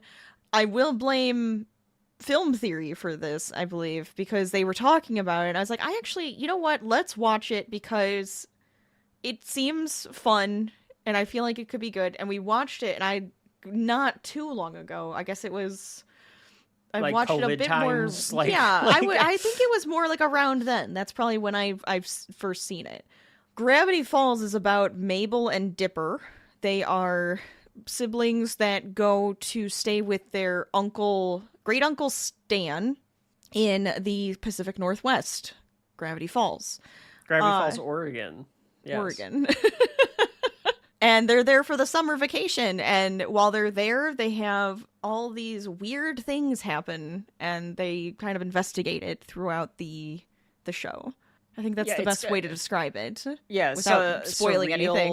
Surreal stuff happens, supernatural stuff Supernatural. happens. Yeah. Cryptic and, things, cryptid stuff, and yeah, there's a whole ARG that goes along with it. There's a lot of like hidden codes in this entire show. What's an ARG? It's called Alternate Reality Game, It's like interactive, so you could find the codes, you could decode them, Okay. you could find things. Okay. I think he even the creator, I think at one point did put something in the woods somewhere, and you could find the coordinates to it. And so people were and did all of that kind of stuff. So there's a lot of like hidden messages and stuff inside of this. And they even recently came out with like the Book of Bill and stuff that goes along with the show and has a lot of more lore and silly things packed into that. So there's just a lot to this show. So you watched the entire series. Mm-hmm. And then, like we said, like you were like, well, it's kind of has This the is a same very shelf life tone type that of we're going thing that we with. could talk Sure, with. Yeah. sure. There are Talk about it. 40 episodes of Gravity Falls in There's two only 2 seasons. seasons. Mm-hmm. Yeah, this is the first time I've seen an episode of it. I had not seen it before. I had vaguely heard of it, so this was my first exposure to the show. So that's my history with it. I had none whatsoever. Alex Hirsch is the creator of the show, by the way, Rachel. He is, I think, very hands-on in the creation of the show and what his vision was. I think he very deliberately said, we're done after 2 seasons. Yes, I think he did. It was the show is considered good. We're stopping this before we run out of ideas, I think is the idea. And like, we're calling it. And he had the full story that he wanted to tell, I think is the idea as well. Mm-hmm. He says that he was inspired by The Simpsons. He wanted to do something that could just be funnier that didn't just have to be for kids, that he wanted it to be a kind of an all-encompassing intelligent. show. Mm-hmm. Yeah. Clever. Most of the show is based off of, he uses stuff from his childhood. So I think he has a sister that, he's basing the sister off of. I think that he's basing Dipper off of himself. I think he's basing it off of growing up in Northern California and like being shipped up to or doing vacations in Oregon. Mm-hmm. Grunkle Stan, I think, is based off of his grandfather. So like it's all kind of there. Right. He went to the California Institute of Arts. He was offered a DreamWorks position at DreamWorks Animation. He turned it down because he really wanted to work for Disney. And then he came up with a pitch based on a short that he did when he was a student that was Gravity Falls. Disney bought the idea, gave him the series. So I don't know like who he must have known to be able to do all that, but I think he worked on done. something else before he just got this. He was also like, I think he was drawing or he did something for another show. I don't remember what it was though. 'Cause I've heard this story before. Adventure Time. Adventure Time. He was That's working it. on Adventure Time. Yes, and you can tell. You can kind of tell.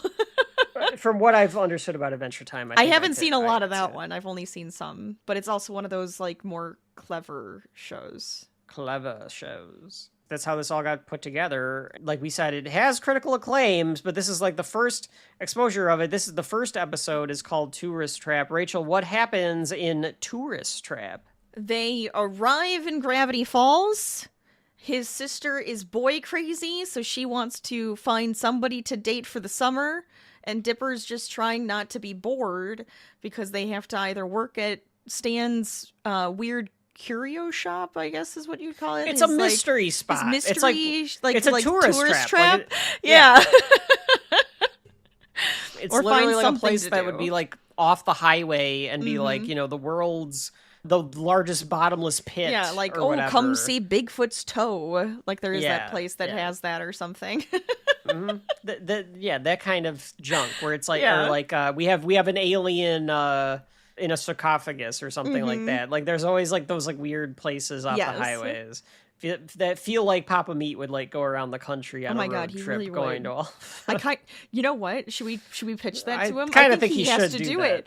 I think Yeah. he has to. I'd watch the hell out of that. I would absolutely. I watch really want that to one. see that now. I think I should pitch it to him. Let us begin then. This is the first episode of Gravity Falls, Tourist Trap, written by Alex Hirsch. It was directed by John Aoshima, one or the other, and aired first on June 15th, 2012. So the episode begins, and we're getting narration, which according to the trivia, this is only one of 2 episodes that has narration in it if there are not flashbacks. Which is kind of surprising because the way that, I mean, it is a pilot, so like things can change after this episode, even though I think it was way down the production line. but I could see them doing more narration with Dipper throughout this, especially because the end of the episode is him writing in the journal. So it feels like every episode could be framed with his dictations in the journal. Mm-hmm. So the fact that they were like, no, this is like this and Weirmageddon, which is like the last trilogy of episodes. It's like they start it and end it with his... Yeah. Yeah. It feels like they could have kept doing that. So when I saw that was in the trivia, I was like, that's odd. You could have just kept doing that. In any event, he says that it's a summer break, which is a time for leisure. Summer break, a time for leisure, reaction to taking her easy. We're seeing them in this golf cart, like flying through the woods. Yes. What would you call the animation style on this, Rachel? Oh, that's a question. It's definitely 20 teens. There's a lot of cartoons that it feels kind of sketched, but then also the background has a lot of depth to it because it has like the nice shades of like colors. Simple, sticky figured humans, though. Yes. Sticky figured humans. Yes, like if you saw their silhouette, you'd know who the character is. So well, that's like, the goal with every of course cartoon. Yeah. But yeah, it's very simplistic character design, I would say. I will say this, I'll compare it to this a couple of times. Mm-hmm. Rick and Morty.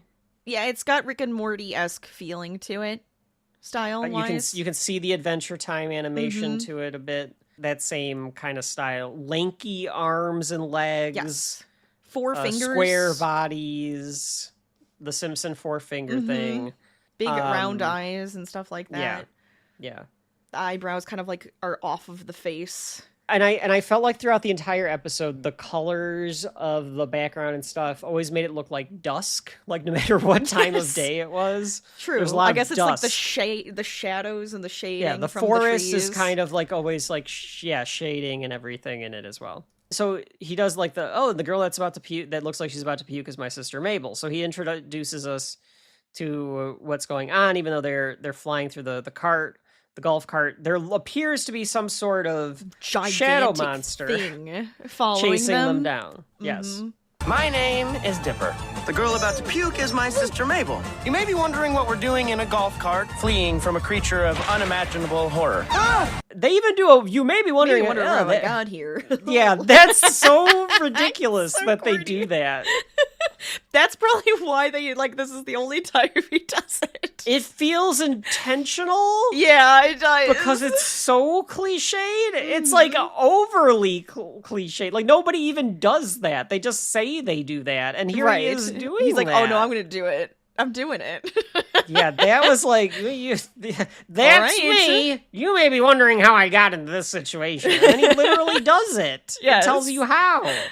He even does the, let's rewind. And then it goes, tells you how they got here. So their parents decided that they could use some fresh air during the summer, and they shipped them up north to a sleepy town called Gravity Falls, Oregon. Stay with their great uncle's place in the woods. You didn't talk about the opening. Oh, does the opening music? Credits happen? Yeah, it does. Go ahead, because I did not think anything of it.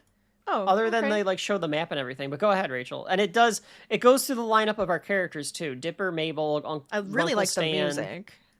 Okay, go ahead.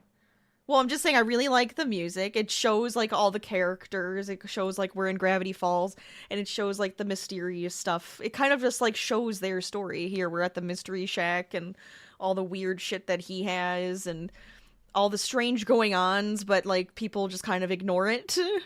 So, I mean, it's just kind of that it almost feels like Scooby-Doo-esque the way it opens. Interesting. Okay. I don't know, the pictures and everything to me kind of felt like that, where it's it's showing some of their shenanigans, and then it does show where he's trying to do mystery, and he's like, oh, look at this big foot, and then it's but this, and how does nobody notice it type of thing. And okay.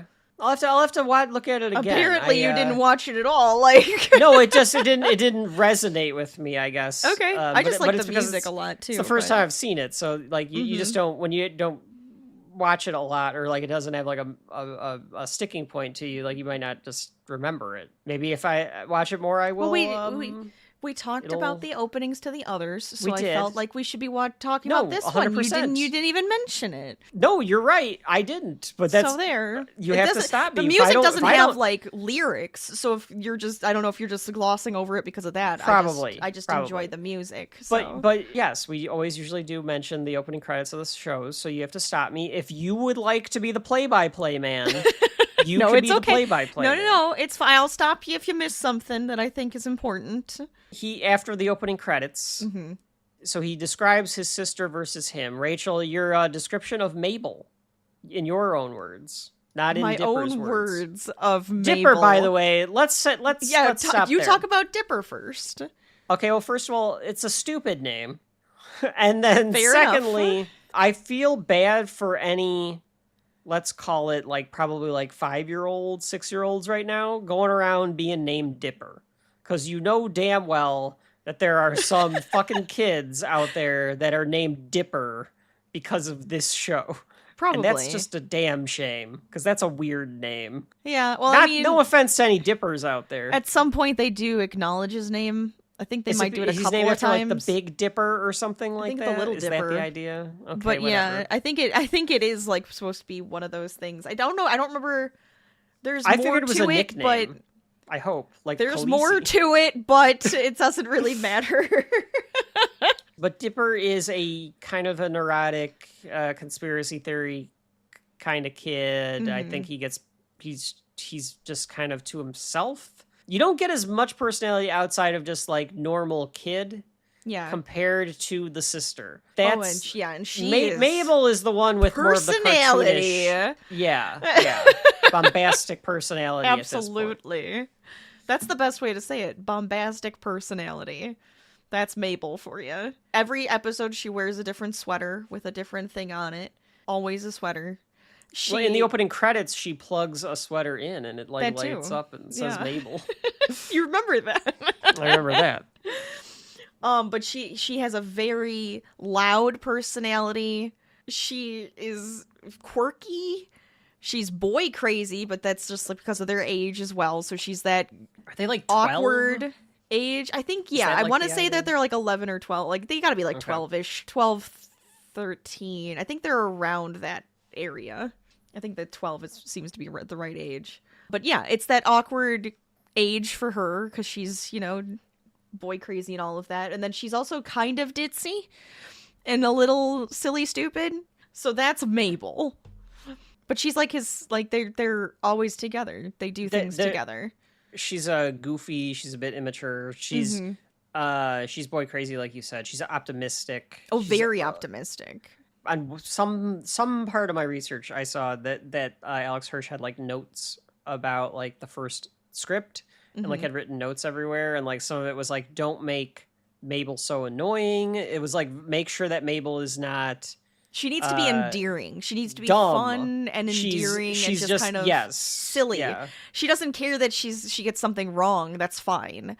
I mean, compared to Dipper, which all we kind of know is that he's adventurous, he's curious. I would say Mabel leaps more off the page in this than Dipper does right at the beginning, because Dipper is bringing you into this world and everyone's crazy around him. He's your straight man. Kristen Schaal is playing Mabel. Rachel, you would know Kristen Schaal. She has that weird face. Yes. She's got the cheeks. Yeah. She's that actress She with the also weird cheeks. plays Bob's Burgers, doesn't she? I think that's probably right. Pink ears? Yeah, I think you're right. I'm not positive on that, but that sounds right. Let me check. And Fact checking. everyone, we're doing a fact check. Fact checking. Yes, she does play Louise. She's a comedian. She's just that loud. Yeah, she's in a bombastic bunch comedian. of stuff and things. Yeah, She's just got that voice for it. Yeah, that weird, annoying fucking voice that works Yes. very well for Sure, voice kid characters. Yeah. And Jason Ritter is playing Dipper. Their parents sent them off to go to their uncle's place. Their grand uncle. I like that they call him Grunkle. That's Grunkle a good- Stan. Yeah. Grunkle Stan. Which I it's a play on words, but it's not. They just Grunkle mash them is. together. Grunkle is, but Grunkle Stan sounds like it should be a play on something. Oh, it all should mean together. something else. Like Yeah. Rumpelstiltskin. That's what it I can't tell why, but it just all seems. It feels like it should feels like all it. fit together. Yeah. So they show great Uncle Stan, who he's wearing a fez. He's all upper body. He's got stick legs. Yes. And he sounds like that square jaw, old face. Yeah, is kind of like yes, the way that's that it. There it is. And Good job. He is a blatant con man who Absolutely. tells the kids like he is conning these fucking ham and eggers. Yeah, he that lets them come know through. Because they have to also con them. Yeah, they're part of the grift. That's how I make my money. He owns the Mystery Shack. And guess who had to work there? So he's like, and it was going to be the same boring thing every day until one day when the Avengers came or whatever. So that's where we ended up. I wrote that she's a cockeyed, dumb optimist in my notes. Wow. Is Mabel. Wow, that's very descriptive for you. And Great Uncle Stan is basically Morty. Old Morty, but no, he's not Morty. Morty is such a sniveling little, like, coward. That's not Stan. Oh, not Morty. I'm sorry, Rick. He's bit Rick. Rick is a dick, but yeah, you're right. He's a bit more of a Rick. Well, I can easily compare the two shows. Like watching this show, I was like, okay, it's Rick and Morty for kids. Instead of replace science with Monsters in the Woods. Mm-hmm. And it's very similar in that irreverent comedy where it's like stuff is very clever. Yes. And the writing is very like clever in that way. Right. So I get what you mean. I get what you mean. Yeah. I like that they have bobbleheads of the uncle. That that he's selling bobbleheads of himself. Because he himself is a cryptid. I think that we should have shelf life bobbleheads, Rachel. Little bobbleheads of us. That would be so fun. We should have a tourist trap. I think that sounds like a good idea. Mabel is going boy crazy. I rigged it is good. Yes. Do you like me? Yes. Definitely. Absolutely. Yeah. So she has this. So this boy is in the shop, and she got him a note somehow, and on the note it says, "Do you like me?" What does it say? Yes, definitely, absolutely. Yeah, and it cuts back to Mabel, who is like peeking above like a table, and she goes, "I rigged it." That's a good joke. It's so funny. Mabel is at that awkward, like, we're all really cringy stage at that age. I understand her. I don't. I was never boy crazy. Well, duh. One day I became girl crazy and just never stopped. I would imagine. That's just being a guy. Being a rug. Dipper tells her, like, okay, can you please not be, like, boy crazy with, like, every guy that comes in? Yeah, and, it's, like, too much. She says, but this is my chance to have an epic summer romance. Which, I mean, hey, ladies out there, if you're looking for an epic summer romance, I'm right here. It's coming up. Let's go. Or it's happening. No, we're in the middle of it. It's happening right now. He tells her, like, she's being a little too aggressive, though. And they have these, like, little flashbacks. Montage and, flashbacks to, like, other guys that she's trying to go with. I like the little hand movements she does. Yes. With the turtle guy. On. Do you see this? You see what's happening? You see what's happening here? Is this where happening? she's moving her hands back and forth to try to, like, be like, I'm making a connection, huh? She has a good feeling about this summer, and then she says that she could fall in love with the next guy that walks into that door, and of course it's Grunkle Stan. And she goes, "Ah!" He is wearing what I assume to be a trademark fez. Rachel, you don't have to tell me, but did we learn why he was wearing a fez throughout the episodes here? I don't remember if it has. I wanted to know if it was like, is he a member of the Stone Cutters? He looks like he should be a stone cutter. I think that might be what it's referencing, but I don't know if that's like. I don't know. Yeah, I wondered if there was maybe it is just supposed to be like that secret organization type of thing. Him having the fez, people think that he might be. Or something it might have something to do with something, but I don't remember if it was like very specifically pointed out. I don't want to say anything else, otherwise. This one's easy to spoil. Sure. He asks them if they can hammer up some signs in the spooky part of the forest He first asks his 2 employees, who I wrote Stu, but that's not right. It's Seuss. Yeah, Seuss. Seuss. Yeah. Not you want me to tell you Zeus. why? Not Stu. Seuss. Seuss. Uh-huh. Like Jesus. So it's like, so his name is Jesus. I think it's like Jesus, yeah. And that's why they call him Seuss. Okay. But so they call him Seuss. Seuss. Got it. Mhm. Okay. Because I wrote down Stu at one point, I wrote down Zeus, and I was like, I don't think I'm right about either of these. So then it turned out to be Seuss. And Wendy, his apathetic teenage employee, who I did enjoy when he's like, Wendy, go hang out these up in the woods. And she's like, no. I just can't reach them. Oh, Yeah. no. Oh, I would do it, but I can't. I do like his line after that, though. I'd fire all of you if I could. Yeah, what does that mean? I think he doesn't have like enough workers. Like nobody really wants to Oh, like work nobody for him. else would work, so he like he's has just to like, have yeah. them. Okay. Yeah, I believe that. He decides to send Dipper, who thinks that the woods are weird. And not only that, but all of his mosquito bites spell out beware, because he's getting a bunch of mosquito bites from being there. Mhm. And it doesn't say beware, it says bewarb. Which my Just kind assumption of- is it used to say beware, but then more mosquitoes got to him. If they're spelling anything, that's suspicious. Yeah, if mosquitoes have the ability to spell anything on your arm, it's Yeah. probably a bad sign. Even if it just says hi, I don't like it. That's Yeah. weird. It's very strange. And it's a lot of mosquito bites, too. Yeah, which is horrible. A wonderful joke. I loved this joke. Dipper is talking about how he's afraid to go into the woods, or he doesn't want to go into the woods and stuff. And Stan is like, no. None of that stuff is real. Guys like me make up all of that stuff to sell crap to guys like that. And it cuts to this ham and egger laughing dumbly like that, holding the bobblehead and just going. He's just so happy. That was beautiful. Yeah, all the stuff in the background. You'll see a lot of weird cryptid things, mishmash of stuff that he's like pasted together. It's great. I think he's got like a statue of Bigfoot wearing underwear. Yes, the at one Sasquatch, point. the Sasquatch, I think is what that one was called. Yeah, he's got a rock jackalope face. and the antler falls off, and a griffin, I think somewhere. Dipper goes out to the woods and he hammers on one tree. He goes to the next tree and he goes to hammer on it, but it makes a hollow noise. And so he like touches the tree and he realizes that there's a door. And inside there's a hollowed out tree, a radio contraption.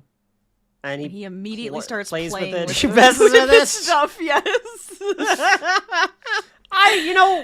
Folks at home, kids at home, if you this little find thing do? you just can't touch this stuff, you just shouldn't. You gotta be careful. That could have set anything off. We don't know. It could be some old government like nuclear bomb extractor That's right. thing. That they did in the middle of the woods. Exactly. They just put it in the woods. They do that a lot. They do. Don't tell me they don't. They do though. So, anyways, he's flicking switches, and a hole something in the ground behind opens up. him. Mhm. Yeah, Scares and the in goat. the hole is the Necronomicon. So the evil dead witches are going to come out and try to kill him and to get back their book. But it is a book with 6 fingers. It's a book with 6 fingers. What And it does says that the number mean? 3. It's a book with 6 fingers. It's got the hand on it. It's got a hand on it? Did I you remember not- the did you number not 3, remember but it? I Okay, hold on, did not let me- see a let me hand. get you- hold on. I will send you the picture of what the book looks like. It's a book with a hand on it with 6 fingers with the number 3. Oh, okay. Yes, I did not count the fingers. So yes, Yeah. it has 6 fingers and the number 3 on it. Making me think that this is like volume 3 of the of the journals or something like that. Possibility. And inside this book, because he opens it up, because what harm could ever come from reading a book? What does a woman know? What does a dipper know? No, it's a dipper, Rachel. Oh, I'm What's a sorry. Dipper? No. Just a Dipper. My son is also named Dipper. Oh, I'm sorry. My son is also named Dipper. Hey, Dipper, we ran out of Bort license plates. I thought you were going to say, oh, Bort, we ran out of Dipper license plates. We only got one Dipper license plate left. You can't have that one. The journal set inside, he's reading it. It says The Secrets of Gravity Falls. It does say property of and then volume 3 next to it. So. Oh, okay. So there you go. Volume 3. So they didn't get as far as Shelf Life. Not yet, I'll tell you that. no. Mm-hmm. He's reading it. He says, Yatue, Yatuai, Yatuai. And the then mummy. that opens up a ton of streams. mummies and stuff. Yeah. The journal inside... Yeah, there's a bunch of pictures of things, graphs and things like that, and illustrations. And then at the one page, he's reading it, and it says, to trust no one in Gravity Falls. That somebody's after him or somebody's on him. Mm-hmm. Mabel spooks him from behind. What are you reading? Something nerdy? I love Mabel. Makes fun of him for reading. Well, I think that's one of the ways that they give away some of Dipper's personality by Mabel being like, okay, you must be reading something dorky or nerdy because you're you. Yes. Like, that's kind of the way that I took it anyway. Exactly. He's like, okay, I'll tell you what I'm reading. And there's also a goat that we did not mention. I said that it spooked a goat stuff. when the door opened. So there was a goat there, and it's chewing on the book. I'm doing the goat animation that you would assume. You know? Yes.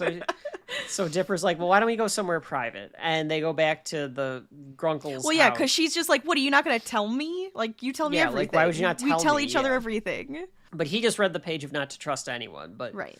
So now he's like in conflict about this. But he But tells they're me not about from here. He read a book that says not to trust your sister.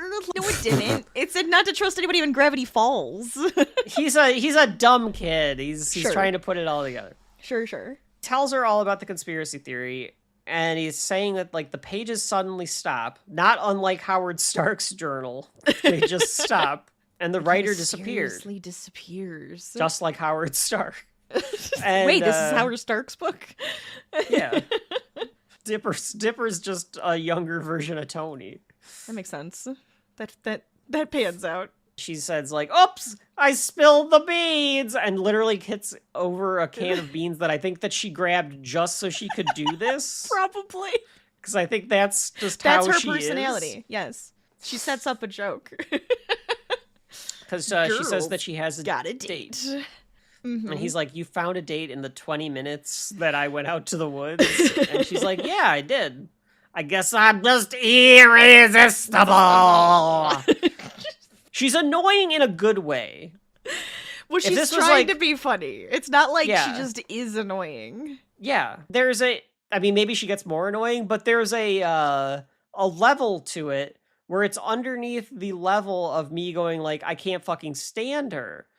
If it it's tells actually you like anything, impressive. Yeah. If it tells you anything. I'm not a huge fan of like comic relief characters. You know, like Olaf from like Yes, Olaf is on I don't like Olaf. He's with your Cyclopses and your Harry Potters. So yes, I'm not usually a huge fan of that. I love Mabel. I think it's just because like you just have to, she's at this age, right? So you have to be like, of course she's like this. And it's a little bit more endearing than it is like obnoxious. Yeah, that's kind of what I'm thinking too. There is something to it, that there's a charm to her that would not typically be there, but for some reason it's almost like, okay, this is working for this character. Right. Stan catches Dipper reading, so he like has to switch really quickly to like some other book that just happened to be there. He goes from reading the Necronomicon to reading what, Rachel? Gold Chains for Old Men magazine. It's a pretty good issue. This is what Grunkle's stance is. This man, he's so weird. Mabel comes back with a boyfriend and says that they met at the cemetery. And it is a teenager-looking boy, yes, with like he looks emo almost. Yeah, emo look to him. He's got a hoodie up, covering like one eye. What's his name? Normal man. He Norman. means Norman. She does the hand thing because there's like some red stuff streaks down his face, and she does the hand thing again because he goes like, it's just jam, and she's like, oh my god, I love jam. Do you see what's going on here? Do you see this? And does the hands again. I like that they brought that back. I appreciated that. Do we ever find out what the red stuff was? It was probably just jam. I have a feeling it was literally just jam. That makes no sense. Why not? Maybe they ate something beforehand. Why would it be on his head? If it got on the face. I don't know why it would be blood either necessarily. Like, why would a zombie be bleeding for some reason? But well, yeah, true. It wouldn't really have blood anymore. It would be like congealed. Because the rest of the the emo look is like he's got like bags under his eyes because he's got like that emo like I don't sleep or I just smoke cigarettes and drink coffee. And there's twigs in his hair and his clothes is ripped up and yeah. Mabel and Norman leave and Dipper decides that like something's fishy about this. And he immediately goes to the book. And he flips to a page and he sees that Mabel could be dating a zombie.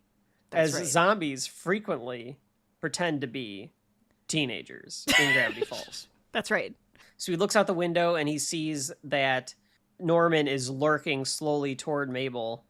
And when it looks like he's going to like choke her, I guess, or like grab her, he's actually putting a necklace of daisies on her. Yes.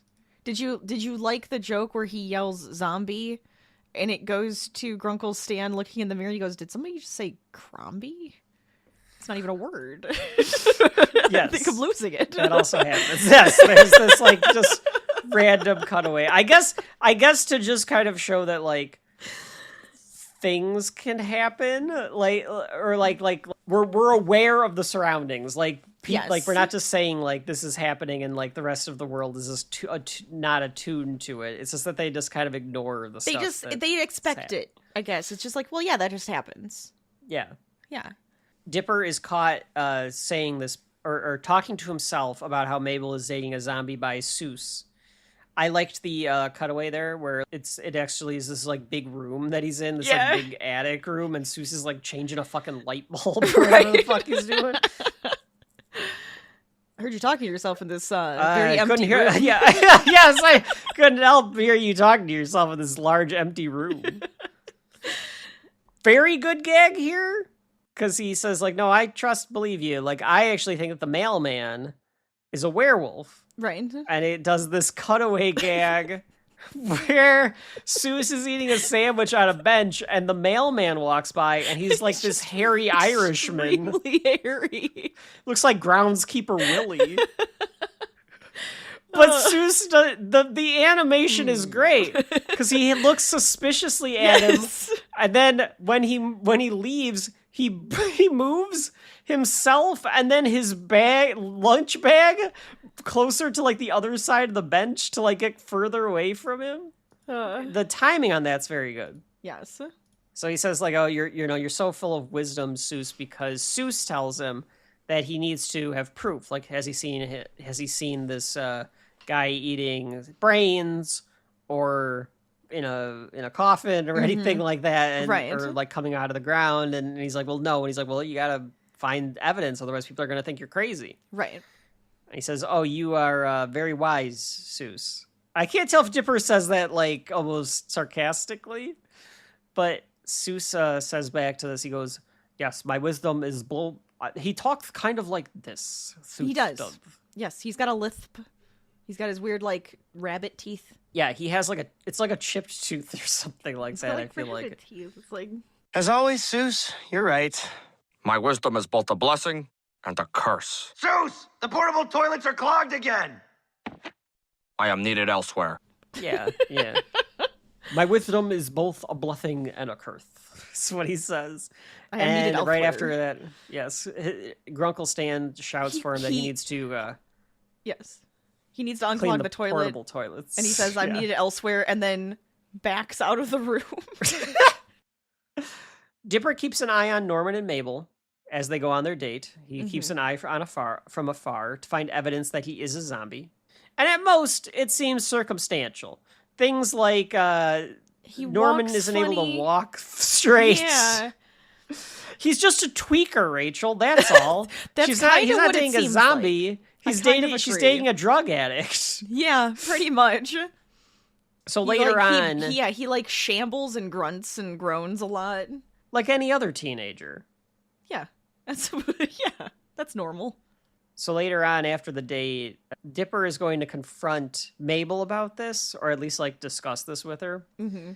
And she says, like, oh, look, he gave me... Now, apparently this was a Disney censored thing, because she turns... It was going to probably be teeth marks, right?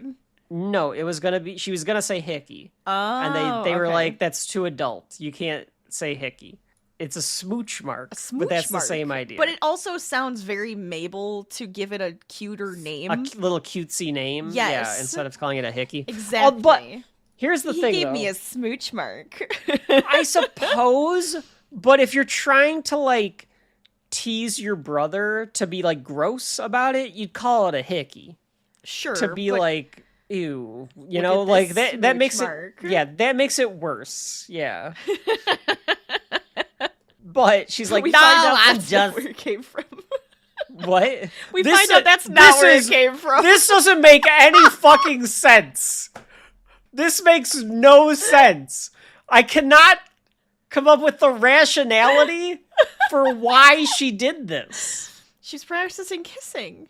I don't understand. I mean, it's to set up the With a ending. leaf It feels blower. like... So she puts a picture of Norman on the leaf blower and then turns it on. Does she think that kissing has like a suction to it? Well, when you hear kissing, it's like... So my assumption is it's like, so she's thinking of it as like a sucking sound. You're sucking face, right? So you have the leaf blower to be the sucking face of the other person. You know? I mean, I guess I'll allow it. It was like, this is so stupid. She's a that she dumb did this. 12-year-old. What do you want from me? I do like, though. It's that, the or she's button. gonna play on her arm and pretend to kiss. Yeah. She That's could have too said boring. Like She needs it she to could feel have a said little bit she more gave it on her realistic. arm. Sure. After the cutaway of her like getting her cheek stuck on the leaf blower, Yes. she just goes, "That was fun." I like that button on that scene. Yes. Dipper's like, no, Mabel, you don't understand. I think that he might be, and she goes, a vampire? A vampire? She's excited about this. Well, I watched this one twice for the show. Sure. The first time I watched it, I missed her getting excited about it. Yeah. So she's later just on, like, when oh, is he a vampire? later on when Norman is like, I need to reveal something to you, and in her head she goes, please be a vampire. Please be a I was vampire, like, please oh, be a that's vampire. fucking. I was like, that's fucking great. That's a great joke. I think it's. I kind of wish that she wouldn't have set it up here to say it again. Well, and because it now was she's just. I think it's only in her head because of Dipper. No, I know, Oh, but okay. I think it would have just been funnier if it was just in her head for no Yes. reason, and Right. she was just like, "Please be a please reveal to be a vampire." I Right. get it. It's a more written, structurally sound joke that it's Of course. because Dipper got it into her head. Just because I missed it the first time, I was like, "Oh, that was kind of fun. That was funny because like it's just like something a girl in 2012 would want." Like, Of course. oh, I hope he's a vampire. You know, The vampire craze back then. that's right. Of the late aughts, early teens. They telegraphed the gnome reveal. They do. Way a couple more times. than you think. Because he flips to the page a couple of times, and then he Earlier, accidentally now, opens and it then- up. Yeah, to the And gnome he goes, page. this is what he is. And then he goes, oh, no. This. Yeah, you think it's just a gag if you don't know, because, like, you know, it says gnomes, and it's like, that's dumb. And he's like, oh, no, not this one. He never blinks. Did you not notice that? Maybe he's just blinking when you're blinking. She tells Dipper to trust her. And Mabel says she is going to go on the date with Norman. And she's not going to let Dipper ruin this for her. He is like, okay, I'm sure it's, going to be fine. I'm probably Right. overreacting. I should trust my sister. I guess we learned that they're twins. It feels like he should be the bigger brother, but I guess they are the same age. Yeah, but he acts like the older brother. But that's kind of just I think that's just the role. They're dynamic, yeah. Mm-hmm.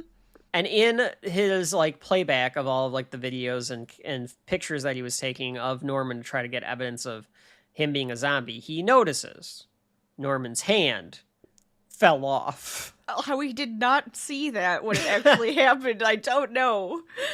Norman was so quick, faster about it, right. He didn't see it with the naked eye, but he saw it with the camera. He goes to get Grunkle Stan's attention, but Stan is showing some tourists the face rock. The rock that looks like a face. So is it a face in a rock or a guy's... Like a face. No, it's just a rock that looks like a face. I love it because he's not even trying to grift them. He's just flat out saying, no, it's none of this. It's just a rock that looks like a face. And they like can't believe that that's all it is. They like want it to be more. Right. It's almost like some weird social commentary. Face. Yeah, absolutely. Like this guy's not even trying to grift them and they're all just falling for something like so stupid. Mm-hmm. He runs to Wendy, who has a golf cart because she must like, do stuff around the grounds and things like that. And she tells Wendy that like I need the golf cart because I need to go save my sister because she's dating a zombie. And Wendy's like, knock yourself out. And like just gives him the keys. Just don't hit any pedestrians, I think is what she says. I think that's what she says, yeah. Yeah. And then Sue stops him and gives him Dipper a shovel. For zombies. For the zombie. And a bat. And a bat. For pinatas. So dumb. It's such and he's dumb... like, okay. I mean, it's another. That's one of those like humor of the time where it's like, oh my god, how random, but it works. It works because of the timing. It gets yeah. And Dipper's reaction of, aha. Yes, yeah. Mabel is still hoping he's a vampire here. This is where that happens, where Norman says that he has to tell Mabel something, and she says, please be a vampire, please be a vampire. Well, the funnier thing, too, is that the way it's set up is very Twilight. Yes, it is. Mm-hmm. Edward telling her, say it. Say what I am. Vampire. Yeah, it is kind of... It's got that... They're in the middle of the woods. Like, the way it's framed and everything. Yeah, I could see that. Instead of being a vampire or a zombie, though, he's instead... 5 gnomes standing on each other in a pyramid formation. It's amazing. Rachel says it's amazing. So the head gnome at the top's name is Jeff. That's Jeff. And he names the rest of the gnomes, including his left leg, which is Carson, Steve, Schmebulok. Jason, and Schmebulok. The one which does not sound... That is not a gnome name. That's like an alien name. Schmebulok. Schmebulok. Yes. I have a problem with this. Schmebulok. You don't have a problem with Jeff, Jason, Carson, or Steve? No, those can be gnome names just fine. I have a feeling Schmebulok gave himself the name Schmebulok. I don't think that's his real name. Because he's a bit, he not does all seem there. a little off. Yes, he seems like a crazy one. They want a new queen, according to Jeff. Yes. Queen. They all kind of say in like a gnome voice. Queen, yeah. And Mabel tries to let them down easy. She's first he makes a pun on accident. Will you join us in holy matrimony? Matrimony. Oh, I thought he did that. I thought he did it on purpose. I don't think he did it on purpose. Mabel tries to let them down easy, saying like, it's just not going to work. You're 5 gnomes and I'm a regular girl. Yeah. She's very calm about this situation. She is. She does not freak out about it. She had an eye twitch for a second and then she's just like, all right, let's just work with this. I guess she realizes, like, okay, I have to, like, keep my composure here. Be calm. Yeah. I don't know what a gnome does, but I'm going to keep calm. But Jeff and the gnomes do not take this easy, and they say, like, okay, I guess we'll just have to kidnap you then. And they do. Yes. Dipper chases them down to this gnome hole, which I assume was, like, in some sort of tree trunk a la the Keebler elves or something here. Yeah. Mm-hmm. That's right. And inside the gnome hole, Very Smurf-like. Yeah, it's got that. Like, I mean, these could just forest, just like, as look well to be the it. underpants gnomes. Like, yeah, they're very got that look to them. Underpants Mabel is fighting. gnomes. Yeah, from South Park. We have underpants, underpants, my underpants. gosh. Hey.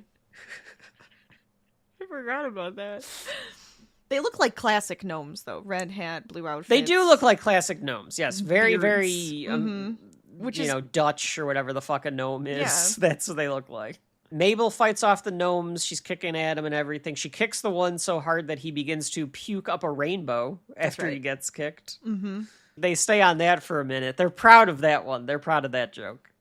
They're very proud of it because it comes back at the end of They the do it in the episode. end credits. The whole end credits is just the gnome puking the rainbow. So they Yes. really thought that was like a good fucking joke right there. People That's a like good that, ass though. joke. People like I'm sure it. they did. I'm sure they did. I wrote some of the frames are very weird. I don't know what I necessarily meant by that. I wish I would have written down an Is it example just of which because, frame. like... Is it because, like, they have the gnomes below frame and all you can see are the hats most of the time? Yeah, because Mabel is fighting them off, and all you she's, like, see are slapping these them. like hats, like going like almost like bouncing up and down. Like you can't quite They're, tell like, what they're clawing at doing. her. They're Yeah, clawing. like that's what they're doing. But it should be. I think it's framed purposefully to like show like how like small they are. Like they're like Yeah. little ankle biters. Right. But it like looks so odd because like there's just like all these heads like bobbing up and down. It's see a their very hands. odd framing. Sometimes you see their hands, but Yeah. sometimes you don't. And Fine. you're like, what the hell's going on here? Dipper gets Dipper there. goes, Dipper They gets have there her, and like, goes, strapped down to the ground like she's... like a Gulliver's Travels. Yes, Gulliver's Travels. I was also thinking King Kong. or a King Kong, sure. So Gulliver's yes. King Kong, the Gulliver's Travels of the 20th century. Sure. Dipper! Norman turned out to be a bunch of gnomes, and they're total jerks! Ugh, hair! Gnomes. Huh, I was way off. Dipper says, "Oh, gnomes." I was way off. And is like disappointed in himself that he got it wrong. So he looks up the gnomes in the book, and unfortunately, it says that they have no known weaknesses. Yeah, So unknown. he's not sure how to take them out. Mm-hmm. Jeff explains the plan to Dipper. It's a big misunderstanding. She's gonna be Yeah. our queen. We're marrying She's just her. going to be our queen. We're marrying her. Yeah, it's fine. Here's a question, Rachel. Yes. Because Jeff speaks with an Properly. Oregonian accent. Yes. Yes. Sounds like he could be just a regular schmegular American, a ham and Mm-hmm. egger going to the tourist trap. Why, as Norman, does he sound like a zombie? I think because he's trying to sound like a teenager. Okay. So he's like, just doing Okay. that kind of thing. And Yeah, they 'cause, also like, here's, don't... like- Yeah, because you'd think he would mess up more so being like speaking and sound more gnomey. Like, Sure. and like not know how to speak as eloquently in English as he does. Like after he's found out. Yeah, I don't know. I think it's just gotta be that he's trying to be teenish. It's the only thing Yeah. I can think of. All right. Okay. Yeah. And not have a high-pitched gnome voice or something. Yeah, he doesn't. Oh yes, she's going to be our queen. Mhm. No, it's more like, oh yes, actually she's going to be our queen, and it's Mhm. just a whole big misunderstanding. Mhm. As this is happening, Mabel calls them butt faces. I love that. That's a very Rachel term too. I like it. It is, yes. Rachel at 12 would have been calling these gnomes butt faces. That's true. He says that Jeff says that the gnomes are a powerful race, and as he says this, Dipper just shovels him, just like hits him with the Picks shovel. him up and shovels him away. Yeah, and shovels more, and then gets Mabel out of there, and they head out on the golf cart. So now we're Yes. back to where we started the episode. The gnomes assemble to form the mega gnome. That's right. All together. They Mhm. make this giant creature. So the monster that we were seeing is actually just all the gnomes stacked on top of each other and connecting each other to make this gaiju creature that is Kaiju? just... That's right, kaiju. That's what I said. I didn't say gaiju, I said kaiju. You heard it wrong. Fuck you. I mixed gaijin No, I with know. kaiju. I'm sorry. Yeah, you might have also been thinking gnome. It's understandable. whatever. I always pronounce my G's like K's. I'm Gavin. Not Gavin. Gavin. Gavin. We're out of Gavin license plates in the gift shop. Oh no. Excuse me, my son is also named Gavin. That's another shelf life. Hello, my name is Gavin. Gavin, it's just shelf life. Yeah, it's like Sean's tag, but it says "Hello, my name is Gavin from Shelf Life." Yeah. The G. It's so dumb and obscure. It is. It's perfect. Yes, exactly. So that brings us to the mega gnome chasing them down, and then the mega gnome launches little gnomes at them to take them out. They're all these like ravenous, like like little gremlin things. Yeah, the little Cloverfield monster things are coming at them. The little crab monsters from that. The highlight of this, of course, would be, well, Schmebulak comes back. Schmebulak.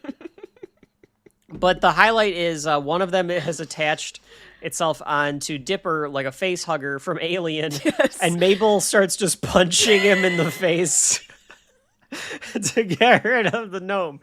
And they use the perfect like the actual sound.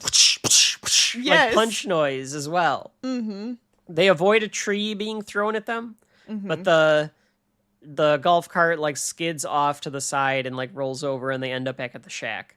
He throws the shovel at it to no avail. Grunkle Stan is inside. There's like a cutaway gag of him like showing some of these tourists the most distracting thing in the universe, and it's just this spinning black and white wheel. And they all start going, ooh, and he goes, "You can't look away." I can't remember what I was talking about. So they confront Mabel and Dipper, and Jeff says, "Marry us, Mabel, before we do something crazy." And Mabel says to Dipper, like, "No, I have to do this." Mm-hmm. And Dipper's like, "No, you can." And she's like, "You have to trust me." So it all goes back to that, where like you're learning their trust of each other in this first episode here. And he backs off, and she tells Jeff that she'll do it, that she'll marry him. Rachel, a few months ago, Ready or Not 2 came out. Just gonna leave it at there. Okay. I don't want to spoil Ready or Not 2 or anything. I'm just saying that there is a connection to this episode of Gravity Falls and Ready or Not 2. Right, yes. I was like, when did a leaf blower come into this? That's literally where my brain went. Anyways, yes. Mabel goes to, like, kiss him. You or may something. now kiss the bride, she says. Yes. And she brings the leaf blower out. Don't mind if I do. Which is very perverse because she is a 12-year-old girl. And you're some weird gnome 100-year-old gnome. Yeah, he has a full beard. So, like, I have to presume that... You don't know. He might have a beard when he's 10, too. So... He's got a younger beard. It's brown. He's younger than the rest His of them. voice sounds older than them. This is a very Edward Cullen is 115 or whatever the fuck it is, and she's 15. Yes, mentally that was very strange now that you mention it. Absolutely. But it's a little perverse. Jeff and the gnomes are kind of sex pests at this point. Absolutely. Yes.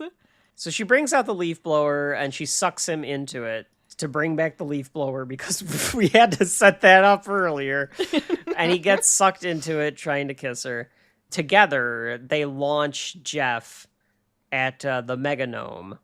And this breaks it up and it causes all the gnomes to scatter. The animation on this is actually really good. It's almost like bowling pins.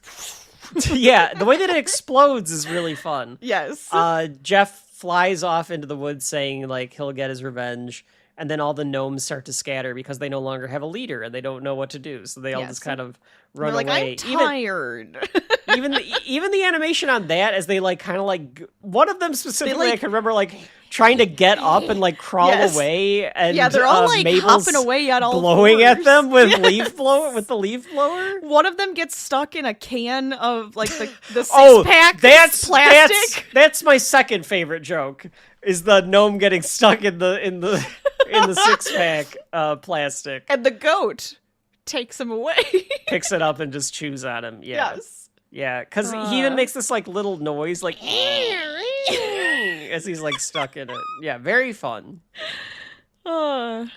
Mabel is sad that her first boyfriend turned out to be a bunch of gnomes. And like the way she says it, she's like, I'm kind of upset that my first boyfriend turned out to be a bunch of gnomes. And Dipper says, well, cheer up. Maybe the next one will be a vampire.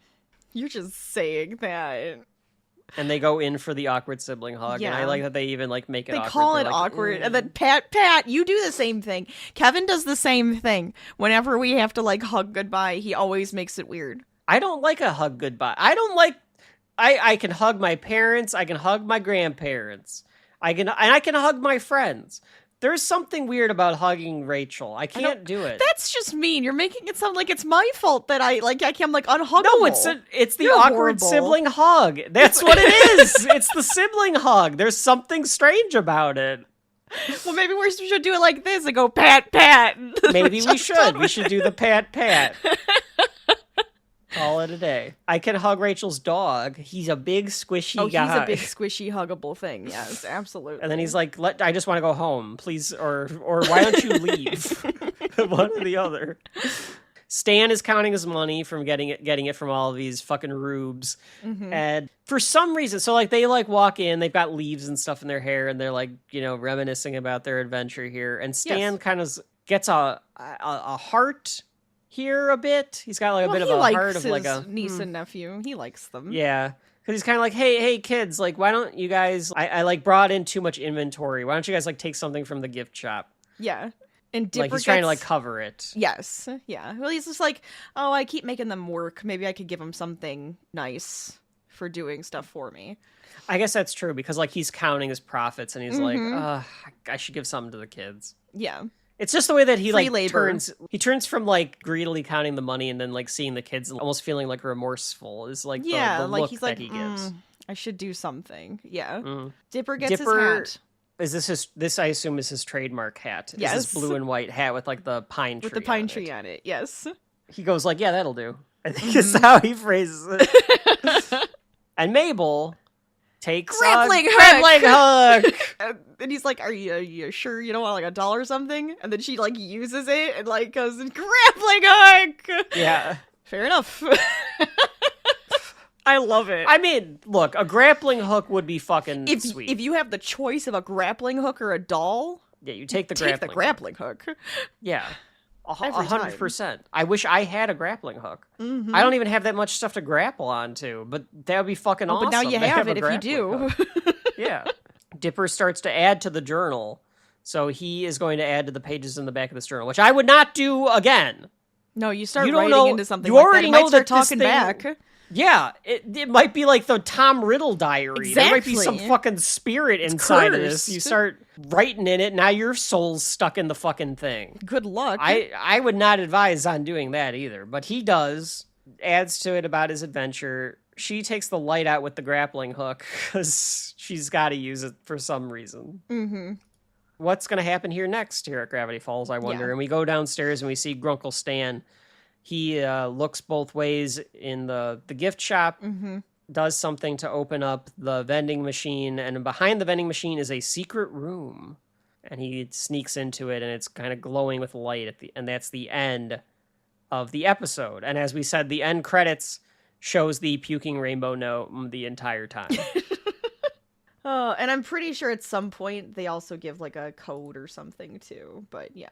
Oh, really? Like that's... Oh, yeah, because you said like that's like a whole thing with them. Well, and it sets up a mystery as well. I mean, it's a mystery shack, and so you get all of that good stuff here with the little Easter eggs and mystery stuffs and cryptids and goblins and snarkles and all sorts of grumpkins and snarflats, White Walkers and all sorts of stuff. Of course, yeah, are coming up later on in Gravity Falls. Right.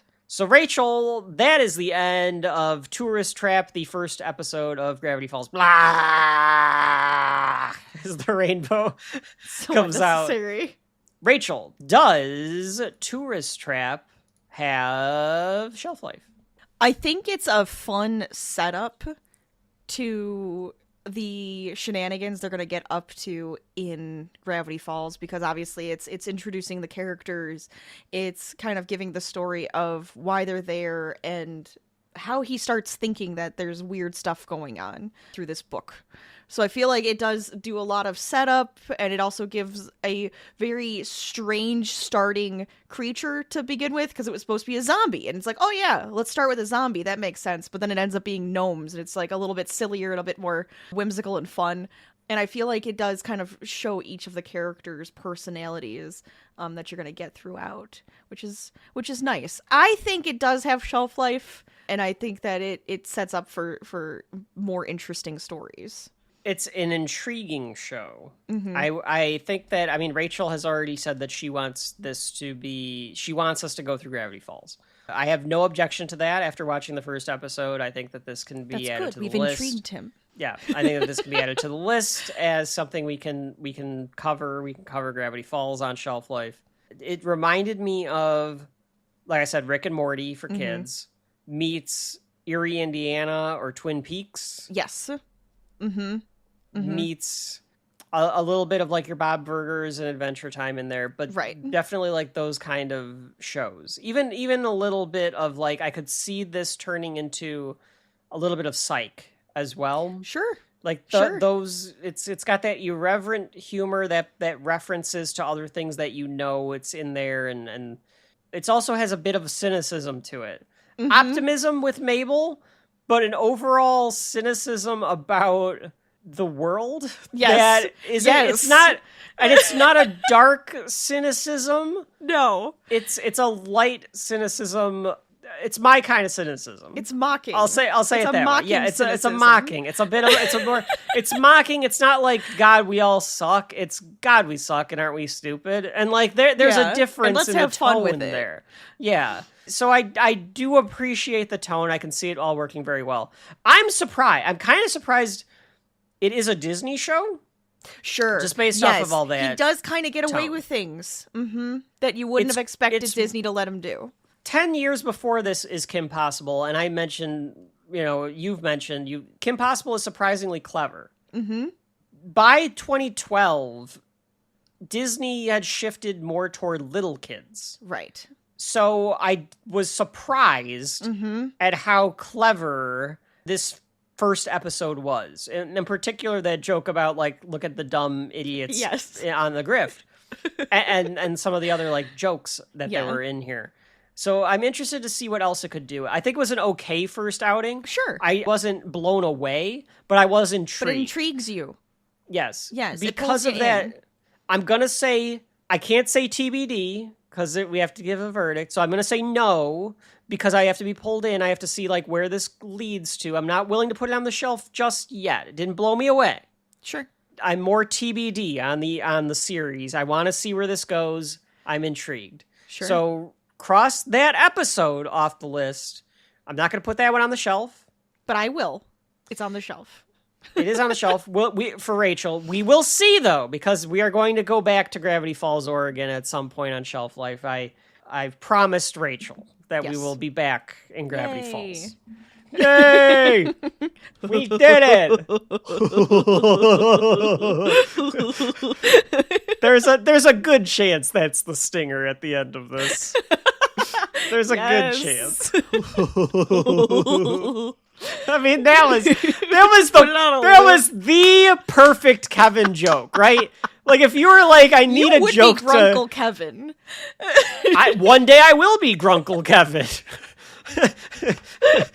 But that is the perfect. If you're gonna try to get Shelf Life Kevin into your show, that is the perfect joke to try to suck me into being like, all right, I guess I have to like see where this goes. Yeah. So it hit the perfect tone. But boys and girls, speaking of perfect tone, let's go through the recap of what made it and what did not make it onto the shelf today. Oh, that's right. What did we see today, kids? Arthur goes to camp. Not on the shelf. Arthur's family vacation. On the shelf. Sink or Swim from Kim Possible. On the shelf. And Tourist Trap, the first episode of Gravity Falls. To be determined. But Rachel... On the shelf! we're gonna have to look at the time. It's the end of Saturday morning. Oh, and the camp is over. We hope you all had a good time. Rachel's gonna bust out the guitar here to play you one last little ditty. song. Yeah, one little last ditty here. And then it's all time to go. The buses are leaving. The buses are heading out. But we'll be back for more Saturday morning Shelf Life. Yay! And who knows? The next time we're on here, things might get a little spookier. Ooh. But until next time, I've been Kevin. And I'm Rachel. And this has been Saturday morning Shelf Life live from camp. Bye, everybody! Shelf Life Saturday morning. Saturday morning. Saturday morning. Shelf Life. Shelf Life.